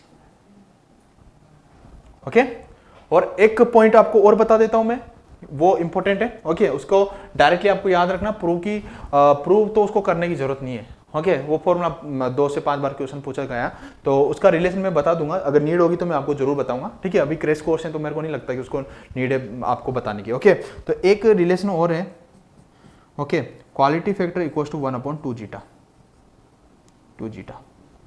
Zeta मतलब क्या होता है, critical condition. Okay zeta equal to 1 मतलब क्रिटिकल कंडीशन, ये अब 2 जीटा, ये भी एक रिलेशन होता है। ओके ये भी एक रिलेशन होता है, डायरेक्टली याद रख लेना। क्वालिटी फैक्टर का वैल्यू पुट करके आप जीटा का वैल्यू डायरेक्टली पूछ लेता है वो, तो कंफ्यूज यहाँ पे भी सेम ही है। Okay quality factor equals to 1 upon 2 zeta. ठीक है इसके प्रूफ की नीड नहीं है, डायरेक्टली 1-2 बार क्वेश्चन पूछे जा चुके हैं, इसलिए मैंने डायरेक्टली आपको बता दिया कि quality factor equals to 1 upon 2 zeta आपको याद रखना है। ओके अब देखो ये quality factor equals to 1 upon 2 zeta आप याद रखोगे। अब देखो अब यहाँ पे जीटा का जो वैल्यू पूछता है ना, मैं इसको रफ कर देता हूँ, जीटा का वैल्यू कैसे पूछता है मैं बताऊँ, जीटा का वैल्यू कैसे पूछता है। ओके बस वो फॉर्मूला इंपॉर्टेंट है और कुछ इंपॉर्टेंट नहीं था उसमें, ठीक है उसका डेरिवेशन, इसलिए मैंने डायरेक्ट फॉर्मूला बताया आपको। देखो सीरीज वाले के अंदर कैसे पूछा, क्योंकि अभी मैं आपको बता देता हूँ, आपका डाउट क्लियर कर देता हूँ, वो कंफ्यूज रहेगा वरना।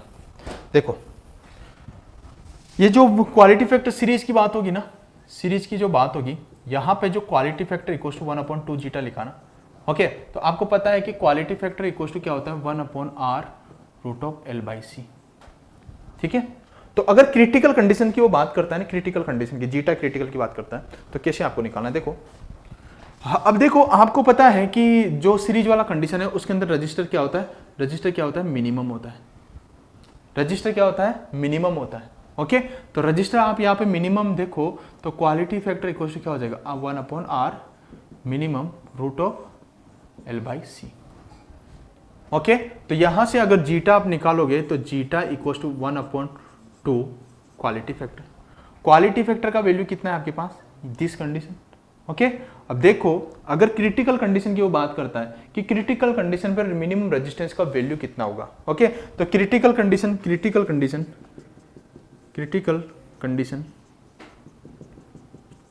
क्रिटिकल कंडीशन में जीटा इक्वल टू क्या होता है 1 होता है ना, तो 1 इक्वल टू क्या हो जाएगा 1 upon 2 zeta. Okay 1 upon 2 quality factor, तो क्वालिटी फैक्टर इक्वल टू कितना हो जाएगा 1 अपॉन 2। ओके तो इसको रख कर देता हूँ। देखो अब क्वालिटी फैक्टर इक्वल टू क्या है 1 upon R minimum root of L by C equal to 1 upon 2। Okay तो मतलब आर मिनिमम क्रिटिकल कंडीशन पर आर मिनिमम का जो वैल्यू आएगा वो 2 root of L by C 1 upon ये दिस इज आपको डायरेक्टली रिलेशन याद रखना है 1/2 जीटा वाला, उससे डायरेक्टली आप निकाल दोगे कि वहां पे रेजिस्टेंस मिनिमम होता है। अगर पैरेलल की बात होती तो पैरेलल में तो मैं बता चुका हूं ना, पैरेलल में तो मैं बता चुका हूं, यहाँ पे जो होता है quality factor equals to 1/2 zeta होगा। ओके, बट जो क्वालिटी फैक्टर इक्वल्स टू जो होगा यहाँ पे क्या होता है, आप बोलोगे कि सर जो क्वालिटी फैक्टर होगा वो होगा यहाँ पे R√C/L। Okay, R√C/L। अब देखो कि R√C/L जो यहाँ पे होगा तो ये रजिस्टर क्या होता है, यहाँ पे मैक्सिमम होता है। ओके, रजिस्टर क्या होता है, यहाँ पे मैक्सिमम होता है, तो क्वालिटी इक्वल्स टू क्या होता है, R मैक्सिमम मैक्सिमम रजिस्टेंस कितना होगा, वैल्यू पूछ रहा है ना, मैंने बोला था ना मैक्सिमम इन्फिनिटी नहीं हो सकता, बट मैक्सिमम रेजिस्टेंस आपसे पूछ सकता है। तो यहां से क्रिटिकल कंडीशन पे जीटा इक्वल टू क्या होता है 1, क्रिटिकल कंडीशन पे। अब क्रिटिकल कंडीशन पे आपको मैक्सिमम पूछेगा, अब क्रिटिकल कंडीशन तो आपको सर बताएंगे ना आपके कंट्रोल सिस्टम वाले। ओके, बेसिकली इंजीनियरिंग कर रहे हो तो क्रिटिकल कंडीशन तो सभी को पता होगा। ओके, क्रिटिकल अगर नहीं पता हो तो कमेंट कर देना, बता दूंगा आपको। ओके, अब देखो आपके पास क्वालिटी फैक्टर इक्वल टू क्या हो जाएगा 1/2, जीटा इक्वल टू 1 पुट किया, तो अब यहाँ पे देखो क्वालिटी फैक्टर का वैल्यू कितना हो जाएगा, R maximum √C/L equal to 1/2। Okay, तो आप बोल सकते हो कि R maximum equal to 1/2 L/C। देखो मैक्सिमम वैल्यू का जो वैल्यू, मैक्सिमम रेजिस्टेंस का जो वैल्यू आएगा वो इतना आएगा। ओके, और आपके पास मिनिमम का वैल्यू आएगा 2√L/C। ओके, और वहां पे √L/C 1/√L/C। ओके, तो ध्यान रखना है आपको, ये वैल्यू आपको पुट करना है, और ये टेबल आपकी बहुत ज्यादा इंपॉर्टेंट, लास्ट में इसको जरूर बना लेना। ओके, तो अब हम क्वेश्चन प्रैक्टिस करते हैं कि यहाँ पे क्वेश्चन किस किस टाइप के पूछे जाते हैं। तो सबसे इंपॉर्टेंट है आपके क्वेश्चंस। ओके, तो मिलते हैं नेक्स्ट सेशन में। Thank you, take care and love you all. अब हम क्वेश्चन डिस्कस करते हैं। देखो क्वेश्चन एक बार रीड करो आप और ट्राई करो कि आप इसको सोल्व कर सको। ओके, मतलब मेरे से पहले आप सोल्व कर सको, वीडियो पॉज करो पहले। ओके, देखो in series RLC circuit the quality factor is 100। Okay, series RLC circuit है जहां पे क्वालिटी फैक्टर है आपके पास 100। If all component are double, then the new quality factor. Okay, तो क्वालिटी फैक्टर का क्या फॉर्मूला है, सबसे पहले तो सीरीज सर्किट है। ओके, अगर सीरीज सर्किट है तो आप बोलोगे sir quality factor equals to 1/R√L/C। L/C यार मैं है ना, ये L आपको C की तरह दिख जाए, L/C। ओके, अब देखो फर्स्ट कंडीशन में आपके पास क्वालिटी फैक्टर कितना है 100, 1/R√L/C। ओके, मतलब आप बोल सकते हो कि इसका वैल्यू आपके पास 100 है, डायरेक्टली बोल दो, है ना, डायरेक्टली बोल दो कि इसका वैल्यू 100 है आपके पास। अब वो बोल रहा है कि if all component are double then the new quality factor, इसको मैं Q1 बोल देता हूं जो कि 100 है। अब ऑल कंपोनेंट किसकी बात कर रहा है, वो रेजिस्टेंस को भी क्या कर रहा है 2 टाइम्स कर रहा है, और इंडक्टर को भी क्या कर रहा है 2 टाइम्स कर रहा है, और कैपेसिटर को भी क्या कर रहा है 2 टाइम्स कर रहा है।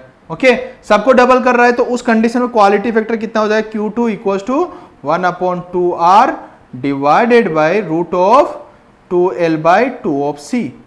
ओके, इससे ये कट हो जाएगा, मतलब 1/2 into 1/R√L/C।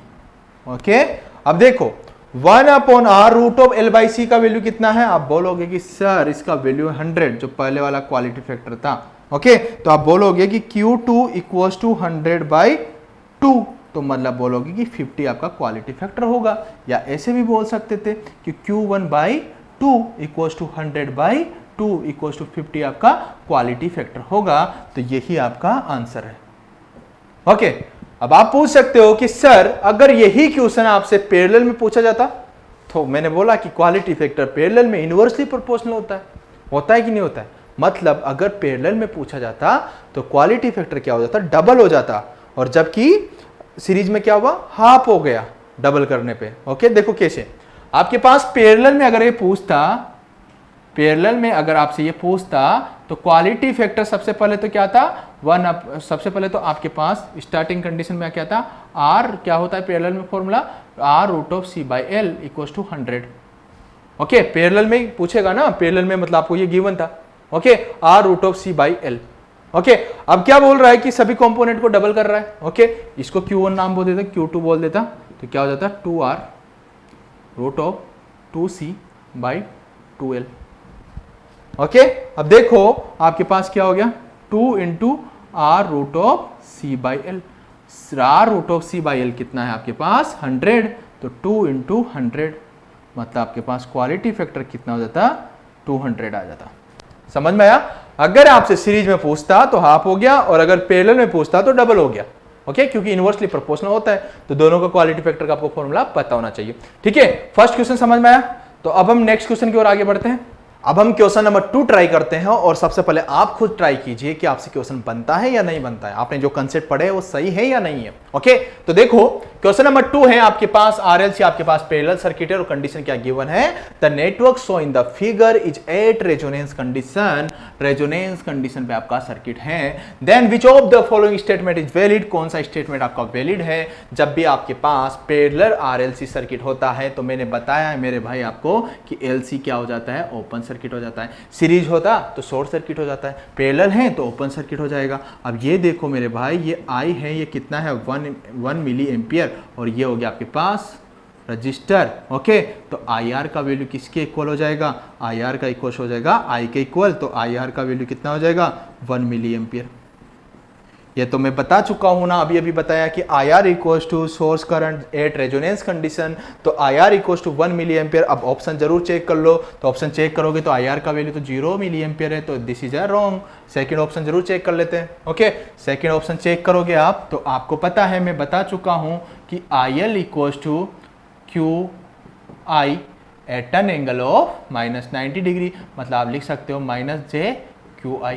Okay, I L है और आई ऑफ सी आपको पता है कि QI at an angle of +90 degree, मतलब आप क्या लिख सकते हो j/QI लिख सकते हो ना। यहाँ पे IL प्लस आई ऑफ सी करोगे तो आप बोलोगे कि सर IL का वैल्यू तो कितना हो गया -j/QI + j/QI, तो इक्वल्स टू कितना हो गया, दिस इज 0। ओके, 0 है क्या, नहीं है सर, यहाँ पे तो 1 मिली एम्पियर है, तो ये ऑप्शन भी आपका रॉन्ग हो गया। ओके, ये तो था ऑप्शन ए, ये था ऑप्शन बी। अब चेक करते हैं ऑप्शन सी। अब ऑप्शन सी चेक करोगे I R plus I of C. Okay, I R का वैल्यू कितना है मेरे भाई, आई आर का वैल्यू ये रहा सर, ये रहा 1 milli ampere. Okay, 1 milli ampere. Okay, और आपके पास आई ऑफ सी का वैल्यू कितना है, आई ऑफ सी का वैल्यू ये रहा सर j/QI + j/QI। ओके, अब देखो दोनों का मैग्नीट्यूड लोगे आप तो आपके पास हो जाएगा, ये देखो I R equal to I of S है ना, वहां पे भी आई ऑफ एस है, तो यहाँ पे मैं आई ऑफ एस लिख सकता हूँ, कोई दिक्कत नहीं है ना। ओके, अब देखो मेरे भाई, आप जब आई ऑफ एस कॉमन ले लोगे तो इनका क्या ले लो, मैग्नीट्यूड 1 + q²। ओके, q याद रखना, q always greater than 1। Okay, अब ये देखो आपके पास ये बना IS √1 + q² क्वालिटी फैक्टर, मतलब जो भी इसका वैल्यू होगा वो greater than to 1 milli ampere होगा, greater than to 1 milli ampere होगा मेरे भाई, है ना। तो देखो यहाँ पे I R plus I of C less than 1 milli ampere है, तो आपके पास ऑप्शन ये भी रॉन्ग हो जाएगा। तो बचा कौन सा, बचा आपके पास सी, तो सी ऑप्शन आपका करेक्ट होगा, डी बचा, तो डी ऑप्शन आपका करेक्ट होगा। कैसे, देखो ना मेरे भाई, डी को आप चेक करने जाओगे तो I R plus I of L. Okay, तो आई आर का वैल्यू कितना है 1 मतलब आप आई लिख दो इसको। Okay, I plus I L का वैल्यू कितना है आपके पास, आई एल को -j/QI। Okay, -j/QI। अब इसका मैग्नीट्यूड लोगे तो आपके पास कितना आ जाएगा, आई को कॉमन ले लो, आई को कॉमन लेने के बाद आई को कॉमन ले लो तो आपके पास रूट ऑफ कितना आ जाएगा 1 + q², ये होगा आपके पास greater than 1 milli ampere. Quality factor greater than 1, तो 1 से ज़्यादा ही होगा, और 1 से ज़्यादा होगा तो आपके पास ऑप्शन कौन सा हो जाएगा, डी। ओके, तो क्वेश्चन नंबर 2 आपको समझ में आ गया। ओके, अब लास्ट क्वेश्चन हम ट्राई करते हैं जो कि सबसे सिंपल क्वेश्चन है, लेकिन इसमें कहीं बच्चे होते हैं कि इसमें लेंथी प्रोसेस आप लगाते हो, लेकिन लेंथी प्रोसेस आपको लगाना नहीं है। ओके, देखो अब क्वेश्चन नंबर 3 ट्राई करते हैं। सबसे पहले आप ट्राई करो। ओके, पूछा क्या है देख लो एक बार। क्वेश्चन नंबर 3 है, इन सीरीज आरएलसी सर्किट भी इनपुट वोल्टेज आपके पास जो भी गिवन है ये है। ओके, और यहाँ पे आउटपुट वोल्टेज आपको फाइंड आउट करना है। ओके, यहाँ पे देखो, इसको मैं बोल देता हूँ कि ω1 और इसको बोल देता हूँ ω2। Okay, this is ω1 and this is ω2। ω1 का वैल्यू कितना है आपके पास, आप बोलोगे सर 200। ओके, और ω2 का वैल्यू कितना है आपके पास 500।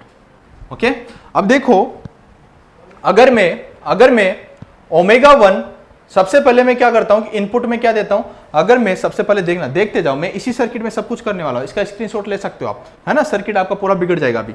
इनपुट का वोल्टेज सबसे पहले क्या कर देता हूं मैं, 2 cos of 200 of t। Okay, super position लगा रहे हो ना, सबसे पहले आप इसको अप्लाई करो, फिर बाद में सेकंड फ्रीक्वेंसी को लगाओ ना आप। ओके, फर्स्ट इसको लगाया तो आपके पास 200 आपने फ्रीक्वेंसी दे दिया यहाँ पे। ओके, देने के बाद देखो कि सबसे पहले आप यहाँ पे ना रेजोनेंस फ्रीक्वेंसी फाइंड आउट कर लो। ओके, सीरीज ये तो RLC है ना। ओके, तो L और C का रेजोनेंट फ्रीक्वेंसी कितना हो जाएगा? आप बोलोगे कि omega naught equals to 1/√LC, तो इक्वल्स टू कितना हो जाएगा? 1/√, L का वैल्यू कितना है? 0.25 इंटू 100 इंटू 10⁻⁻⁶। ओके, अब देखो आपके पास ये तो हो गया, डिवाइडेड बाय कितना हो गया? 100 से 100 कट हो गया, 10⁻³ मतलब कितना हो गया? 1000 डिवाइडेड बाय 5। ओके, मतलब कितना हो गया? यहाँ पे जो रेजोनेंस फ्रीक्वेंसी आया वो कितना है? 200 रेडियन पर सेकेंड। ओके, अब देखो अगर मैं यहाँ का रेजोनेंस फ्रीक्वेंसी फाइंड आउट करता हूँ, ये क्या है? पैरेलल में LC सर्किट है, पैरेलल वाला LC सर्किट है। अगर यहाँ का रेजोनेंस फ्रीक्वेंसी फाइंड आउट करता हूँ तो इसको मैं बोल देता हूँ ω02, तो इसको क्या बोल दोगे? 1/√LC। L कितना है आपके पास? 10 इंटू 10⁻⁶, ये तो है C। ओके, ये है L इंटू 0.4।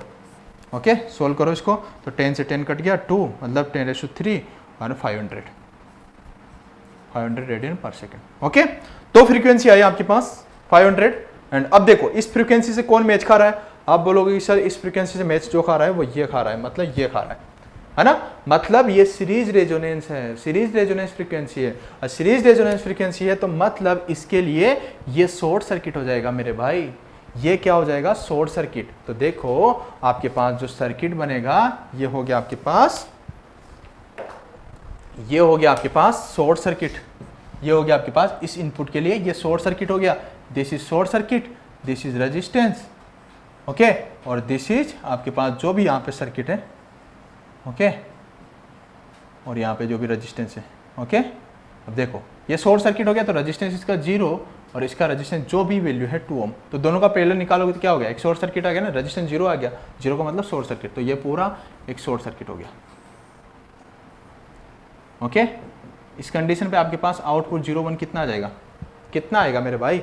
अब देखो ये आउटपुट इस पूरे टर्मिनल के अक्रॉस का वोल्टेज है, तो ये आपके पास जो इनपुट में होगा वही आपके पास आउटपुट का वोल्टेज होगा, जो इनपुट में होगा वही आपके पास आउटपुट का वोल्टेज होगा। तो इनपुट कौन सा गिवन था मेरे भाई? आपने ये किया था। ओके, तो आउटपुट वोल्टेज कितना आ जाएगा आपके पास? आप बोलोगे कि sir 2 cos of 200 of t। जब आपने इसको इनपुट दिया तब आपके पास 2 cos ऑफ 200t आ गया, क्योंकि आपके पास इस टर्मिनल पे वोल्टेज आपके पास क्या है? इस टर्मिनल के क्रॉस का वोल्टेज V01 और 01 इसके टर्मिनल का क्रॉस पे वोल्टेज आपके पास 2 cos ऑफ 200 ऑफ t। समझ में आया? अब देखो, अब अगर मैं इनपुट चेंज कर देता हूं, अब देखो अब मैं इनपुट चेंज कर रहा हूं, ध्यान से देना, इसको नोट डाउन कर लेना पहले वरना आप कंफ्यूज हो जाओगे। ओके, अब मैं क्या कर रहा हूं? यहां पे इनपुट चेंज कर रहा हूं, इनपुट चेंज कर रहा हूं। इनपुट क्या कर दिया अब मैंने? अब देखो मैं चेंज कर रहा हूं इसी सर्किट में, मैंने चेंज कर दिया, कितना दिया? 4 sin of 500 of t। Resonance frequency आपके पास कितनी है? 500। अब देखो मैच कौन सा खा रहा है? इससे ये फ्रीक्वेंसी तो नहीं खा रही, ये फ्रीक्वेंसी मैच खा रही है। अगर ये फ्रीक्वेंसी आपकी मैच खा रही है तो देखो LC जो सर्किट होता है आपके पास पैरेलल में रेजोनेंट फ्रीक्वेंसी पे LC क्या हो जाता है? ओपन सर्किट हो जाता है, ओपन सर्किट हो जाता है, सीरीज में शॉर्ट सर्किट हो जाता है। ओके, तो ये इसके लिए क्या हो जाएगा? Open circuit. क्यों? क्योंकि रेजोनेंस फ्रीक्वेंसी यहाँ पे भी 500 था और यहाँ पे भी 500 आ रही है आपके पास फ्रीक्वेंसी, तो ये आपके पास ओपन सर्किट हो गया। तो सर्किट कैसा बना आपके लिए? इस पे, इस इनपुट पे, तो आप बोलोगे कि सर ये तो ऐसा का ऐसा ही रहेगा। ओके, ये आपके पास ओपन सर्किट,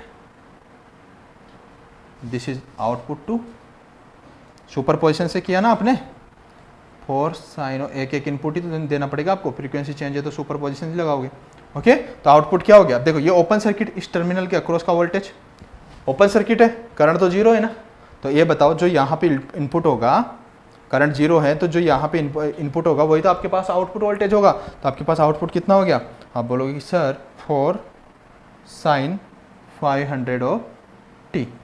ओके, और V0 इनपुट कितना आया था आपके पास? 01, ये वाला, और अब क्या आया? ये। तो फाइनली आपके पास आउटपुट में कोई चेंजेस नहीं आएगा, जितना इनपुट गिवन था उतना ही आपके पास आउटपुट आएगा। ठीक है, तो आपके पास V01 प्लस V02, V output equal to कितना हो गया 2 cos of 200 of t plus 4 sin of 500 of t।